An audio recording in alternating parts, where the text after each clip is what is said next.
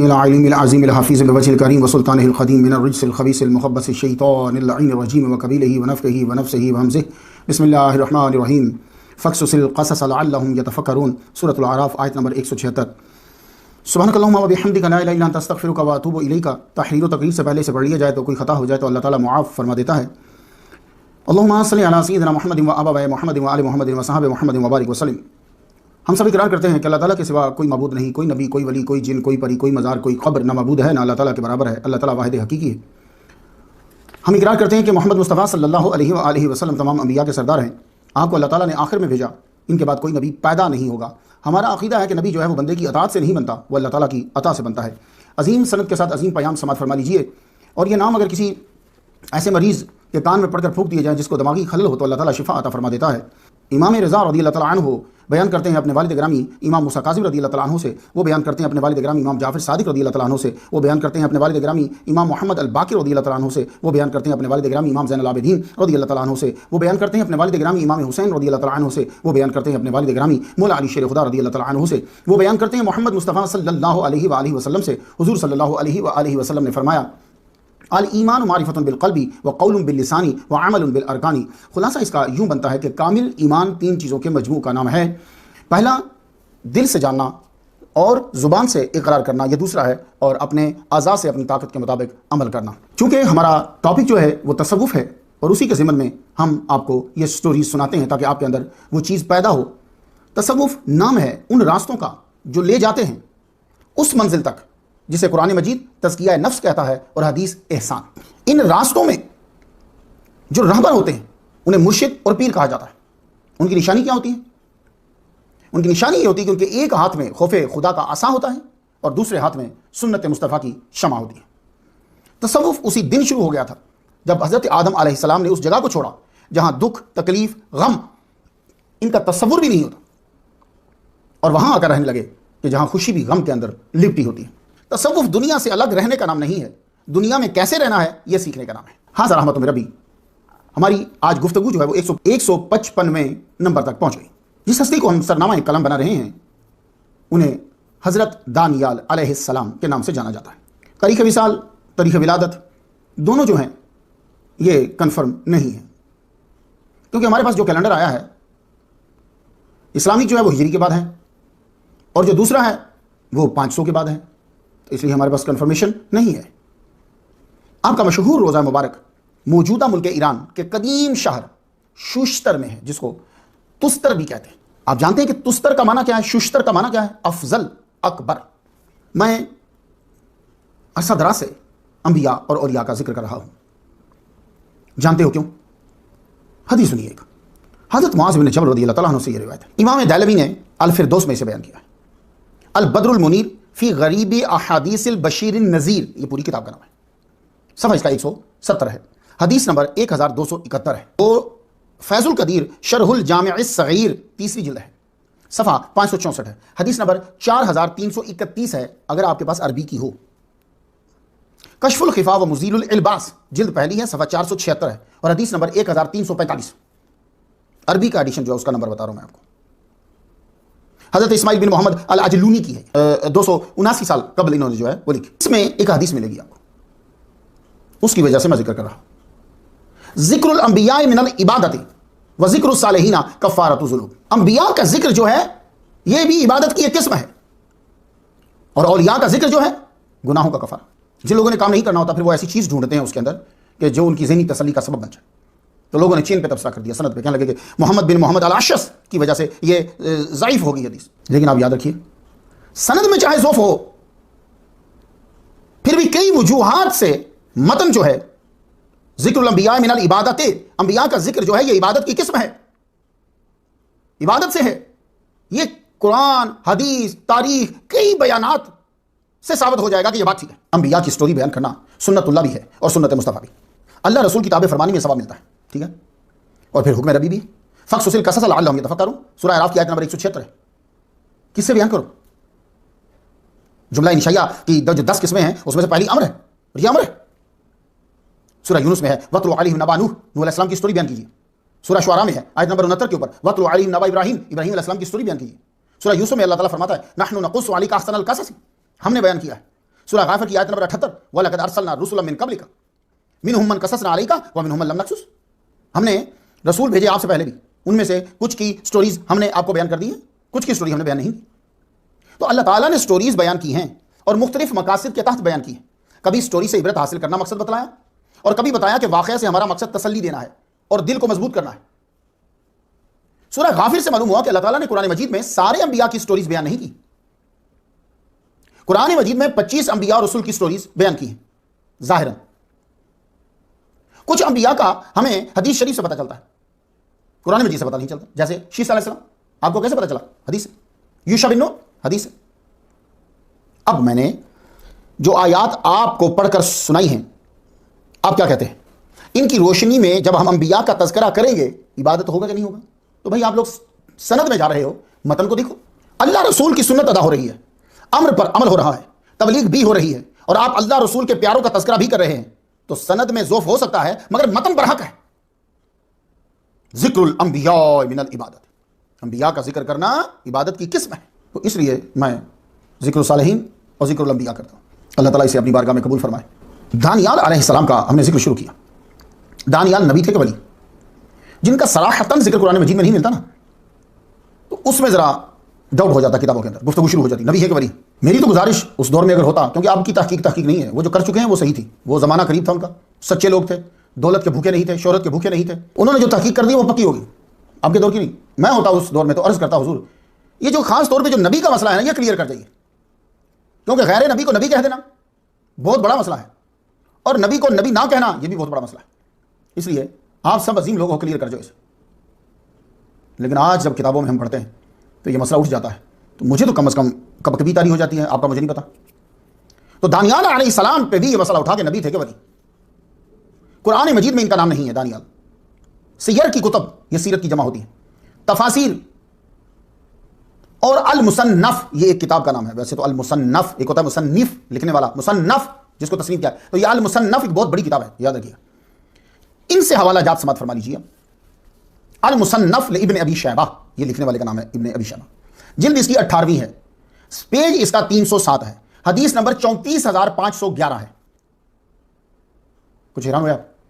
مسلمانوں آپ کے پاس بڑا بڑا ذخیرہ پڑا ہوا ہے، لیکن وہ چونکہ آپ بھول گئے نا، تو اس لیے ان کو نکالیے 34,000ویں یہ حدیث۔ تو اس حدیث سے میں آپ کو سنانا چاہتا ہوں، لائن سماعت فرمائے۔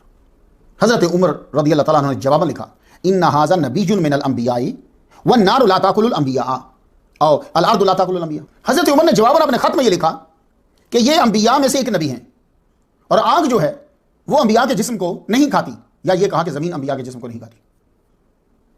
ایک دلیل میں نے دی آپ کو۔ ابن کثیر نے لکھا ہے وَقَوْنُهُ نَبِيًّا أَرْجَحُ، ان کا نبی ہونا یہ راجح ہے، کیونکہ ان کا جسم کئی سال زمین کے اوپر رہا، سینکڑوں سال، اور خراب نہیں ہوا۔ یہ ایک دلیل دے رہے ہیں، یہ ہی دلیل نہیں ہے، یہ ایک دلیل دے رہے ہیں کہ انبیاء کے اجسام جو ہیں وہ خراب نہیں ہوتے۔ سیر کی کتب سے معلوم ہوتا ہے کہ ظن الصحابۃ انہ دانیال نبی اللہ۔ آپ جب سیرت کی کتابیں پڑھیں گے نا سیر کی، تو معلوم ہوگا کہ صحابہ نے یہ کہا کہ یہ دانیال علیہ السلام ہے، نبی ہے۔ تو صحابہ کرام بنا کسی دلیل کے غیر نبی کو نبی نہیں کہہ سکتے۔ ختم نبوت پر ان کا عقیدہ بہت مضبوط تھا، بہت مضبوط، وہ بات سننا ہی نہیں چاہتے تھے اس ٹاپک کے اوپر، اسی لیے تو انہوں نے مسلمہ کذاب سے جنگ کی تھی، جبکہ اس کے پاس تعداد ان سے بھی کئی گنا زیادہ تھی۔ اور آپ کے سرحانے ایک صندوق تھا، اس صندوق میں ایک کتاب تھی عبرانی زبان میں لکھی ہوئی، وہ کتاب بھی دلیل ہے کہ آپ نبی ہیں۔ عربی مورخین لکھتے ہیں وَكَانَ مَبْعُوثًا نَبِيًّا مَعَ أَرْمِيَّةٍ، وہ نبی تھے جو مبعوث کیے گئے ارمیہ علیہ السلام کے دور میں۔ ان کے ہم عصر مصر کے ایک مفتی ہیں ڈاکٹر علی جمعہ، وہ مصری جو ہیں وہ جیم کو گاف پڑھ دیتے ہیں، گما۔ انہوں نے یہ کہا ہے کہ وہ نبی تھے حضرت ارمیہ کے دور میں۔ آج کل یہی آدمی ان کا بڑا مشہور ہے۔ چھٹی دلیل سن لیجیے کہ وہ نبی تھے۔ ابن ابی دنیا نے لکھا ہے، یہ علامہ جلال الدین سیوطی رحمۃ اللہ علیہ کی طرح یہ بھی کتاب کے بیٹے ہی ہیں، بہت لکھی ہے کتاب انہوں نے، کبھی گفتگو کروں گا انشاءاللہ الرحمن۔ ان کی کتاب فی احکام القبور جو ہے اس میں، اور البدایہ والنہایہ نے انہی سے لے کر لکھی ہے۔ ہر بندہ کسی نہ کسی سے لے کر ہی لکھتا ہے۔ کیا لکھا ہے؟ کہتے ہیں کہ من دل، حضور کا یہ فرمانا کہ من دل علی دانیال فبشروہ بالجنت، جو حضرت دانیال علیہ السلام کا پتہ بتلائے اس کو جنت کی خوشخبری دے دو۔ کوئی بڑی ہستی ہے نا بھائی جن کا پتہ بتائیں گے اور جنت کی بشارت۔ تو عام صالح بندے کے جسم کی نشاندہی پر جنت کی بشارت کیوں؟ عام نہیں، خاص الخاص ہیں، یعنی انبیاء میں سے ہیں، اور صحابہ کو ان سے آگاہی تھی، تبھی تو کہا کہ لگتا ہے کہ دانیال علیہ السلام ہے۔ بائبل کے اندر ایک مکمل کتاب ہے، انہی کے نام ہے ڈینیل، یہ آپ کو دانشور مانتے تھے۔ ایک بک ہے، آپ یاد کر لیجیے، ایزیکیل، ان کے پروننسیشن ذرا اپنے ہوتے ہیں اس لیے معذرت چاہتا ہوں۔ ایزیکیل، اس کے باب 28 اور سائن نمبر 3 پہ ہے، are you wiser than Daniel? کیا تو حضرت دانیال علیہ السلام سے زیادہ عقل مند ہے؟ ایزیکیل کے باب نمبر 14 سائن نمبر 14 سے ذرا سنیں آپ، وہاں انہوں نے حضرت دانیال علیہ السلام کو بڑے انبیاء کے ساتھ ہی بیان کیا ہے۔ Even if these three men, Noah, Daniel, Job, were in it, they could save only themselves by their righteousness, declares the sovereign Lord۔ اس جگہ بائبل میں آپ کا نام حضرت نوح اور حضرت ایوب علیہ السلام کے ساتھ لکھا ہے، تو یہ تھے میرے دلائل کہ آپ انبیاء کے ساتھ، آپ بھی نبی۔ حضرت دانیال علیہ السلام کس دور میں تھے؟ سن بیان کرنا مشکل لگ رہا ہے۔ کچھ نے عیسیٰ علیہ السلام سے 600 سال قبل لکھا ہے، کچھ نے یوں لکھا ہے کہ آپ کا دور اور ارمیا عزیر علیہ السلام کا دور ایک ہی ہے، کچھ نے یوں کہا ہے کہ زکریا اور یحییٰ علیہ السلام سے پہلے کے ہیں اور داؤد علیہ السلام کے بعد آئے ہیں۔ میں یہ کہتا ہوں کہ آپ کا تذکرہ یہودیت اور اسلام کی تفاسیر میں جب آتا ہے تو ساتھ میں بختہ نصر کا بھی ذکر آتا ہے، بختہ نصر کے ساتھ حضرت دانیال علیہ السلام کا ذکر پارٹ اینڈ پارسل ہی سمجھیے، تو باقی جگہ جانے کی ضرورت ہی نہیں۔ تو جب سب نے بیان کیا ہے دونوں کو، تو بختہ نصر سے ہی آپ حضرت دانیال علیہ السلام کے دور کا تعین کر لیجیے، سن مل جائے گا۔ اور وہ جو باقی لکھا آپ کو ملتا ہے کہ حضور صلی اللہ علیہ وآلہ وسلم سے یہ 300 سال پہلے کے ہیں، وہاں کہیں لکھنے میں تسامح ہو گیا کہ وہ 300 سال قبل کس سے ہیں، یہاں کوئی چیز مس ہو گئی ہوگی جی، کیونکہ اس دور میں جو لکھا بھی جاتا تھا تختیوں کے اوپر، وہ ہاتھ سے ہی تو لکھتے تھے اور مٹی سے ہی لکھتے تھے، مٹی پہ ہی لکھتے تھے، تو ہو سکتا ہے آگے پیچھے کچھ ہو گیا ہو لکھنے میں یا پڑھنے میں، لیکن بختہ نصر کا جو دور ہے وہی حضرت دانیال علیہ السلام کا دور ہے، یہ سب سے پختہ دلیل ہے۔ تو محقق جو آئے گا ہمارے بعد تحقیق کرنے، وہ بس اسی پہ ہی فوکس کر دے۔ تو آج انشاءاللہ الرحمن ہم گفتگو کریں گے دانیال علیہ السلام اور اس دور کے سیاسی حالات، عروج و زوال، بختہ نصر بادشاہ کے دربار میں آپ کی موجودگی، شیروں کی محبت، شیروں پہ اللہ کے دوستوں کا تصرف، یہ میں لازمی بیان کرنا چاہتا ہوں۔ آپ کے جسد انور سے برکت، حضرت عمر رضی اللہ تعالیٰ عنہ کے دور میں آپ کا جنازہ، یہ ہماری گفتگو رہے گی۔ تو میں یہ ضروری سمجھا کہ آپ کو بتا دوں کہ دانیال علیہ السلام جو ہیں وہ نبی، تو جب تک موضوع ثابت ہی نہیں ہوگا تو گفتگو آگے چلائیں گے کیسے؟ تو آپ پریشان نہ ہو جائیں اس بات پہ کہ آج انشاءاللہ الرحمن ہم گفتگو کریں گے، تو پہلے اتنی کیا تھی، پہلے موضوع کو ثابت تو کر لیں۔ حاضر رحمت میں ربی 154 نمبر پر حضرت یونس علیہ السلام کو بیان کیا میں نے کہ مچھلی نے آپ کو نکل لیا اور خدمت گزار کی طرح آپ کو پانیوں میں لیے پھری، جیسے ہمیں کروز لے کے پھرتا ہے ویسے وہ لے کے پھر رہی ہے، مگر نقصان نہیں پہنچا۔ تو 155 میں نمبر پہ حضرت دانیال علیہ السلام کو میں بیان کر رہا ہوں کہ آپ کے کمرے میں شیر چھوڑ دیا گیا یا آپ کو شیروں کی غار میں ڈال دیا گیا، مگر وہ تمام وقت آپ کے قدموں میں بیٹھے رہے، آپ کو نقصان نہیں پہنچا۔ اس لیے یونس علیہ السلام کے بعد میں نے ان کو بیان کیا۔ دانیال، یہ آپ کا اس میں ذاتی ہے، یہ نام آپ کو کس نے دیا؟ یہ آپ کی خداداد ذہانت جو ہے اس کی وجہ سے لوگوں نے آپ کو پکارنا شروع کر دیا، اور یہ بھی ہو سکتا ہے کہ اللہ تعالیٰ نے ہی آپ کا یہ نام رکھا ہو۔ یہ آپ کا ذاتی نام ہے، عبرانی زبان سے ہے، یہ عربی نہیں ہے، اور یہ مرکب ہے دانی ایل سے۔ یہ دانیال جو ہے یہ اصل میں 2 لفظ ہیں، دانی ایل، دانی کا معنی فیصلہ کرنے والا اور ایل کا معنی اللہ۔ آپ نے توجہ نہیں دی مگر بارہا آپ نے ایل استعمال کیا ہے، اسمع ایل، اسراف ایل، تو آپ نے ایل کو بارہا استعمال کیا ہے لیکن توجہ نہیں دی آپ نے کہ وہی ایل یہاں ہے، ایل معنی اللہ۔ تو دانیال کا معنی پھر ہوگا اللہ کا قاضی۔ کچھ نے کہا ہے کہ پورے اسم دانیال کا معنی قاضی ہی ہے، جج، عادل، عاقل۔ کچھ نے یوں ترتیب بنائی، دان ایل یعنی وہ شخص عطاہ اللہ الحکمت والنبوت۔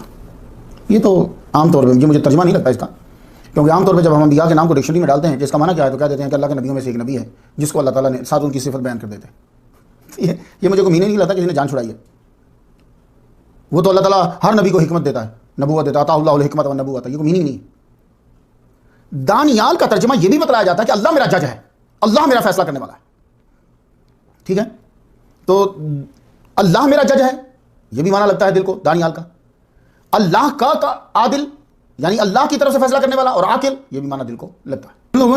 جن لوگوں نے یہ کہا کہ دانیال جو ہے وہ لوگوں نے آپ کی صفت دانش مندی کو دیکھتے ہوئے آپ کو دانیال پکارنا شروع کیا، خلق خدا بھی جب پکارتی ہے تو وہ اللہ کی طرف سے ہی ہوتا ہے، یعنی کہ اس کی وجہ تسمیہ انہوں نے بیان کی ہے، ان لوگوں نے اس کی وجہ تسمیہ بیان کی ہے۔ وہ وجہ تسمیہ کیا ہے؟ وہ آپ کا ایک کھیل ہے جس کی وجہ سے آپ کو یہ نام دیا گیا۔ آپ کے ایک کھیل کی وجہ سے تہمت کے مقدمے کا فیصلہ کرنا جو ہے وہ آسان ہو گیا، ورنہ ایک بے گناہ پارسا عورت کو سنسار کر دیا جاتا۔ اب سنتے ہی آپ کے ذہن میں آیا ہوگا کہ یار وہ کیا ہوا کیا ہے، تو بیان تو اس کو آگے کرنا چاہیے تھا جا کے، لیکن اب یہیں بیان کرنا پڑے گا۔ لو سنیے پھر کتاب کا نام، غور سے سنیے گا، الطرق الحکمیہ فی السیاست الشرعیہ۔ یہ کتاب ہونی چاہیے، جو محقق لوگ ہیں نا ان کے گھر میں ہونی چاہیے، ان کے اندر فیصلے بتائے گئے۔ جلد اس کی پہلی، عربی میں اگر آپ پڑھیں گے تو پھر صفحہ 154 ہے۔ ایک اور کتاب سن لیجیے، جامع الفقہ، 6 اس کی جلد ہے اور 487واں صفحہ ہے، کتاب الحدود نکالیے گا تو یہ واقعہ آپ کو ملے گا حضرت علی رضی اللہ تعالیٰ عنہ کی روایت سے۔ اب واقعہ کیا ہے، عربی میں ہے، خلاصہ سن لیجیے۔ دانیال علیہ السلام بچپن میں ہی یتیم ہو گئے، آپ کے امی ابو دنیا سے چلے گئے، آپ کو ایک عورت نے پالا، اس نے اڈاپٹ کر لیا، بچہ بن لیا۔ اب بچے تھے مگر عام بچوں سے ہٹ کے آپ کی گفتار میں، کردار میں، رفتار میں سرداری جھلکتی تھی۔ آپ کا کھیل بھی ایسے ہی ہوتا جیسے اسکول میں استاد کی کلاس ہے۔ نبی ہے بھائی، عام بچہ نہیں ہے۔ یروشلم میں اس دور کے بادشاہ کے دربار میں ایک ناپسندیدہ فیصلہ صادر ہو گیا۔ بادشاہ کے دربار میں 2 قاضی تھے جن کو بادشاہ کے دربار میں خاصا مقام حاصل تھا، بادشاہ ہر بات میں ان سے مشورہ کرتا۔ دربار میں ایک عورت کا آنا جانا ہوا جسے اللہ تعالیٰ نے ظاہری اور باطنی حسن سے نوازا تھا۔ بادشاہ اس کی عقل سے اور درباری اس کی شکل سے متاثر ہوئے۔ وقت کے ساتھ ساتھ دربار کے دونوں قاضی اس عورت کے عشق میں خود ہی گرفتار ہو گئے۔ یہاں میں ایک بات کرنا چاہوں گا، پوری دنیا تسلیم کرتی ہے کہ ہر چیز کے لیے ایک جگہ ہوتی ہے اور ایک ماحول بھی ہوتا ہے، یہ ماحول کو ساتھ ضرور رکھنا ہے۔ ہر چیز ہر ماحول میں نہیں چڑھتی۔ آج لے آؤ ہلاکوہاں کو مشہور ہو کے دکھا، ہٹلر کو لے آؤ آج کے دور میں، کو لو چڑھ کے دکھا، تو یہ یاد رکھیے گا ہر چیز اس کے لیے ماحول بھی ہوگا تو چڑھے گی۔ آسان بتا دوں، ہر پھول موسم بھی ہو، ہر پھل موسم بھی ہو تو وہ موسم ہوگا تو وہ کھلے گا، چاہے پھل کا درخت موجود رہے۔ آپ ذہین لوگ ہیں، تو ہر چیز کے لیے ایک جگہ اور ایک ماحول ہے، یہ یاد رکھیے۔ مگر یہ لوگ عورت پہ یہ اصول چھوڑ دیتے ہیں۔ ایک بات آپ کو بتاؤں، عورت جتنی بھی پارسا ہو، باہر کی دنیا اس کی دنیا نہیں ہے، وہ گھر کی ملکہ ہے، گھر کی زینت ہے۔ یہ بات کہ مردوں کو اپنی آنکھوں پہ پردہ ڈالنا چاہیے، عورت کو ہر جگہ آزادانہ رات دن شب و روز سب ہر جگہ پہ اس کو جانے دینا چاہیے، مردوں کو چاہیے کہ اپنی آنکھوں پہ پردہ ڈالیں۔ بات کسی حد تک صحیح ہے مگر بات ٹھیک نہیں ہے۔ آپ نے اپنی کار میں پیٹرول کبھی ڈالا یا ڈلوایا؟ امریکہ میں اس کو گیس کہتے ہیں، پاکستان میں گیس اور چیز کا نام ہے۔ یہاں جب آپ جاتے ہیں پیٹرول پمپ پہ تو اس کو کہتے ہیں گیس ڈال دیجیے، وہ یہ کہتا ہے۔ تو کبھی پیٹرول ڈالا یا ڈلوایا؟ کتنا محفوظ رکھا ہوتا ہے وہ پیٹرول، کم از کم 3 موٹے پردے تو ہوتے ہیں، پھر بھی لکھا ہوتا ہے انجن بند رکھیں، سگریٹ نہ جلائیں، مطلب آس پاس قریب آگ نہ لائیں، یہ مطلب ہوتا ہے۔ اب کہیں گے کہ پیٹرول خود کو خود بچائے، ہم تو چنگاری قریب کریں گے۔ اس جواب پہ آپ کی عام عقل بھی ہماری طرف سے آپ کو خود ہی جواب دے دے گی، ہمیں جواب دینے کی ضرورت نہیں۔ عورت پاک دامنہ بھی ہو تو بھی معیار یہ ہے۔ بی بی مریم کی زبانی سن لیں، سورہ مریم کی آیت نمبر 18 ہے۔ آپ جب اکیلی کھڑی تھی اور کوئی نہیں تھا آس پاس، جبریل علیہ السلام آ گئے تو آپ نے اس وقت کیا کہا تھا؟ قالت انی اعوذ بالرحمن منک ان کنت تقیا، یہ ہے معیار۔ آپ اس وقت اکیلی تھیں اور کوئی نہیں تھا، سامنے جبریل علیہ السلام ہے، تو تم پرہیزگار بھی ہو، تو پرہیزگار، بدماش کی بات ہی نہیں ہے، پرہیزگار بھی ہو تو میں تجھ سے رحمان کی پناہ مانگتی ہوں، یعنی تم نیک بھی ہو تو میرے قریب مت آؤ۔ تو آج سریعام پھرنے کی اجازت طلب کرنے والی عورتوں میں سے کوئی بھی بی بی مریم کے برابر تک نہیں، ان کی جوتی کے نالین کے برابر نہیں ہے، ان کے برابر تو بڑی دوری بات، ان کے نالین کے برابر نہیں ہے، اور کوئی مرد جبریل علیہ السلام سے بڑھ کر محفوظ نہیں ہے۔ بھائی پہلے یہ ساری عورتیں تعین کر لیں کہ ہم بی بی مریم کے نالین کے برابر ہیں، اس کے بعد سارے مرد یہ طے کر لیں کہ وہ جبریل علیہ السلام سے زیادہ محفوظ ہیں، اس کے بعد بھی گفتگو کی جا سکتی ہے کہ آپ یہ ہر جگہ جا سکتے ہیں کہ نہیں جا سکتے، پھر بھی گفتگو ہوگی اس کے اوپر۔ جبکہ پوری دنیا پہلا سٹیپ ہی کراس نہیں کر سکتی. یہ خصوصاً مسلمانوں، اللہ نے اور اس کے نبی نے جس کو جہاں رکھا ہے رہنے دو، تمہیں خدا کا واسطہ ہے. تم نے کوئی اچھے تجربے حاصل نہیں کیے، اللہ اور نبی کے بیانات سے ہٹ کر زندگی گزار کے کچھ اچھے تجربے تم نے حاصل نہیں کیے. جاؤ اس کو بیچ میں مولوی کو چھوڑو، آپ خود جا کے تحقیق کر لو کہ کیا آپ نے اچھے تجربے حاصل کر لیے، رزلٹ حاصل کر لیا آپ نے. تو اب یہ عورت جب دربار میں پہنچی، حالانکہ پارسا ہے اور وہ دونوں قاضی ہیں، لیکن پھر بھی پھٹا کھڑا ہو گیا. تو دربار میں پارسا عورت پہنچی تو جامع الفقہ چھٹی جلد صفحہ 487 پہ لکھا ہے کہ دونوں قاضی دیوانے ہو گئے اور ایک روز خواہش کا اظہار کر ڈالا. عورت نے انکار کر دیا. عورت بہادر ہوتی ہے مگر اس وقت جب کوئی بہادر اس کے پیچھے ہو، وہ خامد ہو، باپ ہو، بھائی ہو، بیٹا ہو، پھر بہادر ہوتی ہے. عورت کا انکار سن کر قاضیوں نے اس پر الزام لگا دیا بادشاہ کے سامنے. بادشاہ کو ان قاضیوں پہ اندھا بھروسہ تھا. فیصلہ صادر کر دیا کہ عورت کو 3 دن کے بعد سنسار کر دیا جائے. جب کوئی فیصلہ کرتا ہے تو اس کے اندر بھی ایک عدالت ہوتی ہے، یاد رکھیے. وہ اس کی آواز سنے نہ سنے لیکن عدالت اندر بھی لگتی ہے. وہاں سے بادشاہ کو کوئی صحیح فیصلہ نہ مل پا رہا تھا. بادشاہ فیصلہ تو کر پائے مگر جب اندر عدالت لگی تو اندر سے کوئی صحیح آواز نہیں آ رہی. کہنے لگا کچھ گڑبڑ ہے. اب تیسرا دن ہے، تیسرا دن گزرنے سے پہلے جو ہے وہ سنسار کرنا ہے. اور ان کے ہاں بھی دن جو ہے وہ سورج ڈوبنے کے ساتھ بند ہوتا ہے، تو اس کو سورج ڈوبنے سے پہلے پتھر مارنے. ارلی ان دا مارننگ بادشاہ نے اپنے رازداں کو بلایا. کہنے لگا یار اس فیصلے پہ میں مطمئن نہیں ہوں، مجھے کچھ گڑبڑ لگتی ہے. جاؤ جا کے تحقیق کر کے آؤ کسی طرح، یا کوئی ایسی بات ڈھونڈ کے لاؤ کہ میرے دل کو تسلی ہو جائے. میرے دل کو تسلی نہیں ہو رہی. تو وہ بادشاہ کا وہ رازداں جو ہے وہ اب گیا. سورج نکلا ہی ہوگا شاید، یہ دیکھتا ہے کہ کچھ بچے کھیل رہے ہیں تو کھڑا ہو گیا. دماغ تیزی سے گھوم رہا تھا، کھڑا ہو گیا. اللہ تعالیٰ بعض اوقات بندوں کو وہیں پہنچا دیتا ہے جہاں ان کی میڈیسن ہوتی ہے، جہاں ان کا جواب ہوتا ہے، جہاں ان کا سکون ہوتا ہے. اگر آدمی کی نیت ٹھیک ہو. یہ وہاں کھڑا ہو گیا. اب وہ بچے کھیل رہے ہیں آپس میں.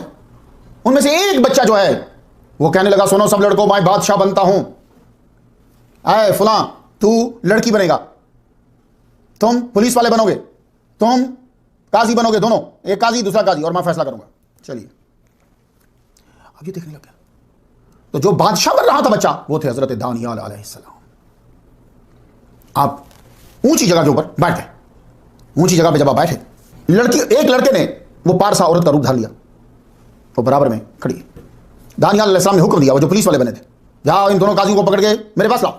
قاضی آپ کے دربار میں حاضر ہوئے. ہاں بھائی کیا کہتے ہو تم؟ اس عورت یہ پارسا نہیں ہے. یہ تمہارا الزام ہے؟ جی. جاؤ انہیں لے جاؤ، عورت کو بھی پرے لے جاؤ. پھر پولیس والے کو کہا قاضی کو میرے پاس لے کر آؤ. ایک قاضی کو لے کر اس کو پرے منہ کر کے سائڈ میں. ہاں بھائی تم نے اس عورت پر الزام لگایا، یہ بتاؤ، سچ سچ بتاؤ، یہ جرم اس نے کب کیا؟ وہ کہنے کہ فلاں دن کیا. اچھا کس کے ساتھ کیا؟ فلاں آدمی کے ساتھ کیا. اچھا کس جگہ پہ، کہاں کیا؟ کہنے لگا جی فلاں جگہ پہ. آپ نے 3 سوالوں کے جواب اسے لے لیے. لڑکے کو پولیس والے کو جاؤ قاضی صاحب کو لے جاؤ، دوسرے کو لے کر آؤ، دوسرے قاضی کو بلایا. ہاں یہ جو جرم لگایا ہے، جو الزام لگایا ہے تم لوگوں نے، یہ کب کیا، کس کے ساتھ کیا، کہاں کیا؟ اس نے جواب تینوں کے مختلف دیے. پہلے قاضی نے اور جواب دیے تینوں سوالوں کے، دوسرے نے اور دیا. یہ جو بادشاہ کا رازداں جو تھا یہ غور سے سن رہا تھا. حضرت دانیال علیہ السلام نے جب یہ جانا کہ دونوں قاضیوں کے جوابات میں اختلاف ہے تو آپ نے فوراً فیصلہ صادر کیا، دونوں قاضیوں کو پکڑ کے قتل کر دیا جائے، عورت کو رہا کر دیا جائے. رازداں نے سنا تو بھاگا. ابھی سورج نکلا ہی تھا، کچھ ہی دیر ہوئی تھی صبح ہوئے. بھاگ کر بادشاہ کے پاس گیا. بادشاہ سے جا کے پورا کھیل جو حضرت دانیال علیہ السلام کا سنا تھا اس کو سنا دیا. اور بادشاہ سے یہ کہا کہ دونوں قاضیوں کو ابھی فوراً بلائیے، ابھی بہت ٹائم ہے عورت کو سزا دینے میں. بلایا. دونوں سے الگ الگ کمرے میں لے جا کر سیم کویشچن کیے. عورت کو جرم کرتے کب دیکھا، کہاں دیکھا اور کس کے ساتھ دیکھا. دونوں کے جوابات مختلف تھے، بیانات مختلف تھے. بادشاہ نے مقررہ ٹائم کے اوپر عورت کو تو رہا کر دیا، دونوں قاضیوں کو قتل کر دیا. آپ بچپن ہی سے پھر اس واقعے کے بعد مشہور ہو گئے. ڈینیال اللہ کا قاضی، اللہ کا قاضی ہے، اللہ کی طرف سے فیصلے کرتا ہے. امام بہاقی رحمۃ اللہ علیہ نے آپ کے حوالے سے اس قسم کا واقعہ لکھا ہے مگر وہ کچھ مختلف ہے. اس میں لکھا ہے کہ یہ فیصلہ آپ نے سوس میں کیا تھا. بڑے ہو گیا یہ فیصلہ آپ نے کیا. عورت پاک دامنہ تھی، آسمان سے بجلی آئی اور دونوں آدمیوں کو جلا دی جنہوں نے تہمت لگائی تھی، اور وہ جھوٹے تھے. کیونکہ ایک نے یہ کہا تھا کہ الزام جو لگایا تو جب تحقیق کی تو اس نے کہا کہ سیب کے درخت کے نیچے تھی، دوسرے نے کہا نہیں ناشپاتی کے درخت کے نیچے تھی. تو دونوں کا بیان بدل گیا. حضرت دانیال علیہ السلام آپ کا شمار اچھے بچوں میں ہونے لگا. آپ ابھی ٹین ایجر ہیں, 17 سال سے بھی چھوٹے, خوبصورت, لمبا قد, پارسائی, اچھے لوگوں میں اٹھنا بیٹھنا. مگر بنی اسرائیل پہ زوال آ گیا. ایک آدمی کے اچھے ہونے سے کام تو نہیں بنتا نا. آپ ٹھیک ہو, آپ کے ہمسائے سارے جو ہے وہ ٹھیک نہیں ہے, تو آپ کی زندگی اجیرن ہوگی. آپ کے اچھے, اسی لیے دوسروں کو تامرون بالمعروف وتنہون عن المنکر, دوسروں کو بھی تبلیغ کرو. تو اکیلا اچھا ہوگا تو کیا ہوگا؟ پوچھو جا کے ان لوگوں سے جس کے 8 بھائی ہیں اور اکیلا وہ خود امیر ہے, باقی سارے غریب ہیں, تو اس سے ذرا جا کے پوچھنا کہ کیا ہوتا ہے. بھائی یہ سیم یہی حالت ہے جب آپ اچھے ہیں اور باقی سارے اچھے نہ ہوں. تو بنی اسرائیل کا ایک آدھ بندہ اچھا ہے تو باقی ساروں کی حالت کیا ہوئی؟ یہ قوم تباہ کر دی گئی. جانتے ہو قومیں کب تباہ ہوتی ہیں؟ یہ ایک بڑا دلچسپ موضوع ہے. ہر اسکالر نے اس کو ٹچ کیا ہے. قوموں کے عروج و زوال, ہر مورخ نے اس کو چھیڑا ہے. ایسے کہ جیسے وہ فرض سمجھتا ہے کہ اگر میں نے یہ بیان نہ کیا تو لوگ مجھے محرر, مقرر, مفسر تسلیم ہی نہیں کریں گے, فلاسفر مانیں گے نہیں مجھے. لیکن میں کوئی اتنا پڑھا لکھا بندہ نہیں ہوں, فلاسفر نہیں ہوں. میں آپ سے پوچھتا ہوں قومیں کب تباہ ہوئی؟ تو مجھ سے پوچھو تو میں تمہیں جواب دوں گا جب قوموں نے نبی کو جھٹلایا. آپ کہیں گے جی ہمارے پاس تو یہ قومیں ہیں جو نبی کو نہیں مانتی لیکن انہوں نے عروج پایا. ٹھیک کہا تمہیں, انہوں نے نبی کو نہیں مانا پر نبی کے قوانین کو مانا, تبھی عروج پایا. اور وہ قوم جب زوال میں آئی تب وہ ان قوانین کو چھوڑ چکی تھی. اس قوم نے چند 1 2 3 4 5 6 7 8 کچھ قوانین کو اپنایا, ضرور اپنایا, لیکن چھت جو ہے وہ صرف ایک ہی ستون کے اوپر نہیں رہتی, اس کو اور چیزیں بھی سپورٹ کرتی ہیں. آج کے دور میں دیکھا جاتا ہے کہ کس قوم نے ٹیکنالوجی میں کتنی ترقی کی ہے تو کہتے ہیں یہ عروج پہ ہے. آپ 100 مائلز کا فاصلہ 1 گھنٹے میں طے کرتے ہیں. دیکھا جائے تو یہ آپ کا عروج نہیں ہے, یہ تو گاڑی کا عروج ہے. پہلے پہیا جو ہے وہ اتنی رفتار سے گھومتا تھا, اس پہیے کا عروج ہو گیا کہ اب وہ پہیا جو ہے وہ 100 مائل پر آور کی رفتار سے گھوم رہا ہے. یہ آپ کا عروج تو نہیں ہے, تو اس کا عروج ہے. آپ کا عروج کیا ہے؟ بڑے بڑے فلاسفر نے قوموں کے عروج و زوال کو بتایا اور بتلایا ٹیکنالوجی کو. بھائی قوم کے عروج و زوال پہ بات کرو, انسان کے عروج و زوال پہ بات کرو. تو آپ کا عروج یہ ہے کہ آپ نبی کے قدموں میں بیٹھے ہیں. میں اب آپ کو آپ کا عروج بتانے لگا ہوں, سن لو. آپ نبی کے قدموں میں بیٹھے ہیں. نبی کہتا ہے سورۃ النمل آیت نمبر 38, یا ایھا المال ایکم یاتینی بیارشھا. یہ نبی کہہ رہا ہے بھائی اے میری کبینہ, تمہیں سے کون ملکہ کا تخت لائے گا ان کے مطیع ہو کر آنے سے پہلے. سورۃ النمل کی آیت نمبر 40 ہے, قال الذی عنده علم من الکتاب انا آتیک بہ قبل ان یرتد الیک طرفک. ایک عالم اٹھا جس کے پاس مذہبی کتاب کا علم ہے, وہ کہنے لگا کہ انا آتیک بہ قبل, میں اس کو آپ کی آنکھ جھپکنے سے پہلے یہاں لا کے رکھ دوں. آج 2020 جا رہا ہے, کسی ترقی یافتہ قوم کے پاس یہ ٹیکنالوجی ہے؟ بتائیے. آپ کہہ رہے عروج و زوال, بھائی انسانیت کو بڑا تو آج 2020 آ گئی نا. کس کے پاس ہے یہ ٹیکنالوجی کہ پلک جھپکنے سے پہلے 40 گز چوڑا 80 گز لمبا تخت لا کر سامنے رکھ دے,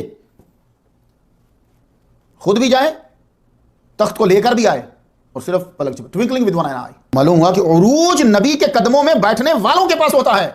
محمد مصطفیٰ صلی اللہ علیہ وآلہ وسلم, آپ کے دوسرے خلیفہ حضرت عمر رضی اللہ تعالیٰ عنہ, ان کی ہسٹری میں بیان کر رہا ہوں یہ اسٹوڈی حوالوں کے ساتھ. خطبہ دیتے ہوئے 1500 مائل دور پہ آپ کا کمانڈر جو ہے فوج کا وہ لڑ رہا ہے, تو آپ اسے وہاں سے کہہ رہے ہیں یا ساری آل جبل پیچھے دیکھ. کوئی سیٹلائٹ آپ کے پاس نہیں ہے کیا آپ واچ کر رہے ہو؟ نہیں. اس کو عروج کہتے ہیں جناب, اسے عروج کہتے ہیں. یہ انسان کا عروج ہے. آپ ہمیں ٹیکنالوجی کا عروج بتا کے کہہ دیتے ہیں کہ انسان قوموں کا عروج و زوال نہیں ہے. عروج و زوال آپ ٹیکنالوجی کا بتاتے ہیں. نبی کے قدموں میں گر جانا قوم کا عروج ہے, اور تخت پہ بیٹھ کر نبی کی نافرمانی کرنا یہ زوال ہے. اللہ کے سامنے تہ خانے میں زمین پہ پیشانی رکھ دینا عروج ہے. کوئی ہمالیہ پہ جا کر بت کو سجدہ کرنا یہ نزول ہے, یہ زوال ہے. آپ قرآن مجید پڑھ لو, ترقی یافتہ قومیں تھی, عروج پہ تھی, دولت میں, طاقت میں, اور اس دور کی ٹیکنالوجی میں, مگر زوال کا شکار ہوئی, تباہ ہوئی. کیوں؟ نبی کو جھٹلایا, نافرمانی کی, عروج زوال میں بدل گیا. اب میں قرآن کی آیات پڑھنا چاہتا ہوں. آپ نے ایم اے فلسفہ کیا ہوگا, آپ نے تاریخ پڑھی ہوگی, لیکن میں یہ کہتا ہوں کہ وہ ساری جس کو تم عروج و زوال کہتے ہو وہ ٹیکنالوجی ہے. قوم کے عروج و زوال جو ہوتے ہیں وہ صرف ایک ہستی ہے. جتنی اس کے ساتھ وابستگی ہے اتنا عروج ہے, جتنی اس سے دوری ہے اتنا ہی زوال ہے, اتنا جلدی زوال ہے. سورہ صاد کی آیت نمبر 12 13 14 پڑھنا چاہتا ہوں, سمجھ کیجئے. کذبت قبلہم قوم نوح وعاد وفرعون ذو الاوتاد وثمود وقوم لوط واصحاب الایکۃ اولئک الاحزاب ان کل الا کذب الرسل فحق عقاب. سورہ قاف کی آیت نمبر 12 13 14 سمجھ کریں. کذبت قبلہم قوم نوح واصحاب الرس وثمود وعاد وفرعون واخوان لوط واصحاب الایکۃ وقوم تبع کل کذب الرسل فحق وعید. قوم نوح، قوم عاد، اصحاب الرس، قوم سمود، قوم صالح، قوم لوط، اصحاب الایکہ، قوم تبع، قوم فرعون، یہ اپنے دور کے لحاظ سے ترقی یافتہ تھیں اور عروج پہ تھیں، لیکن کل کذب الرسل، تمام نے رسول کو جھٹلایا، سب نے رسولوں کو جھٹلایا تو عذاب آیا۔ یہ تمام قومیں اپنے نبی سے اور نبی کے پیروکاروں سے دنیاوی طور پر ہر لحاظ سے بڑھ کر تھی، مگر نبی اور ان کے پیروکار بچ جاتے تھے، یہ امارت اور عروج کے باوجود زوال کا شکار ہو جاتے تھے۔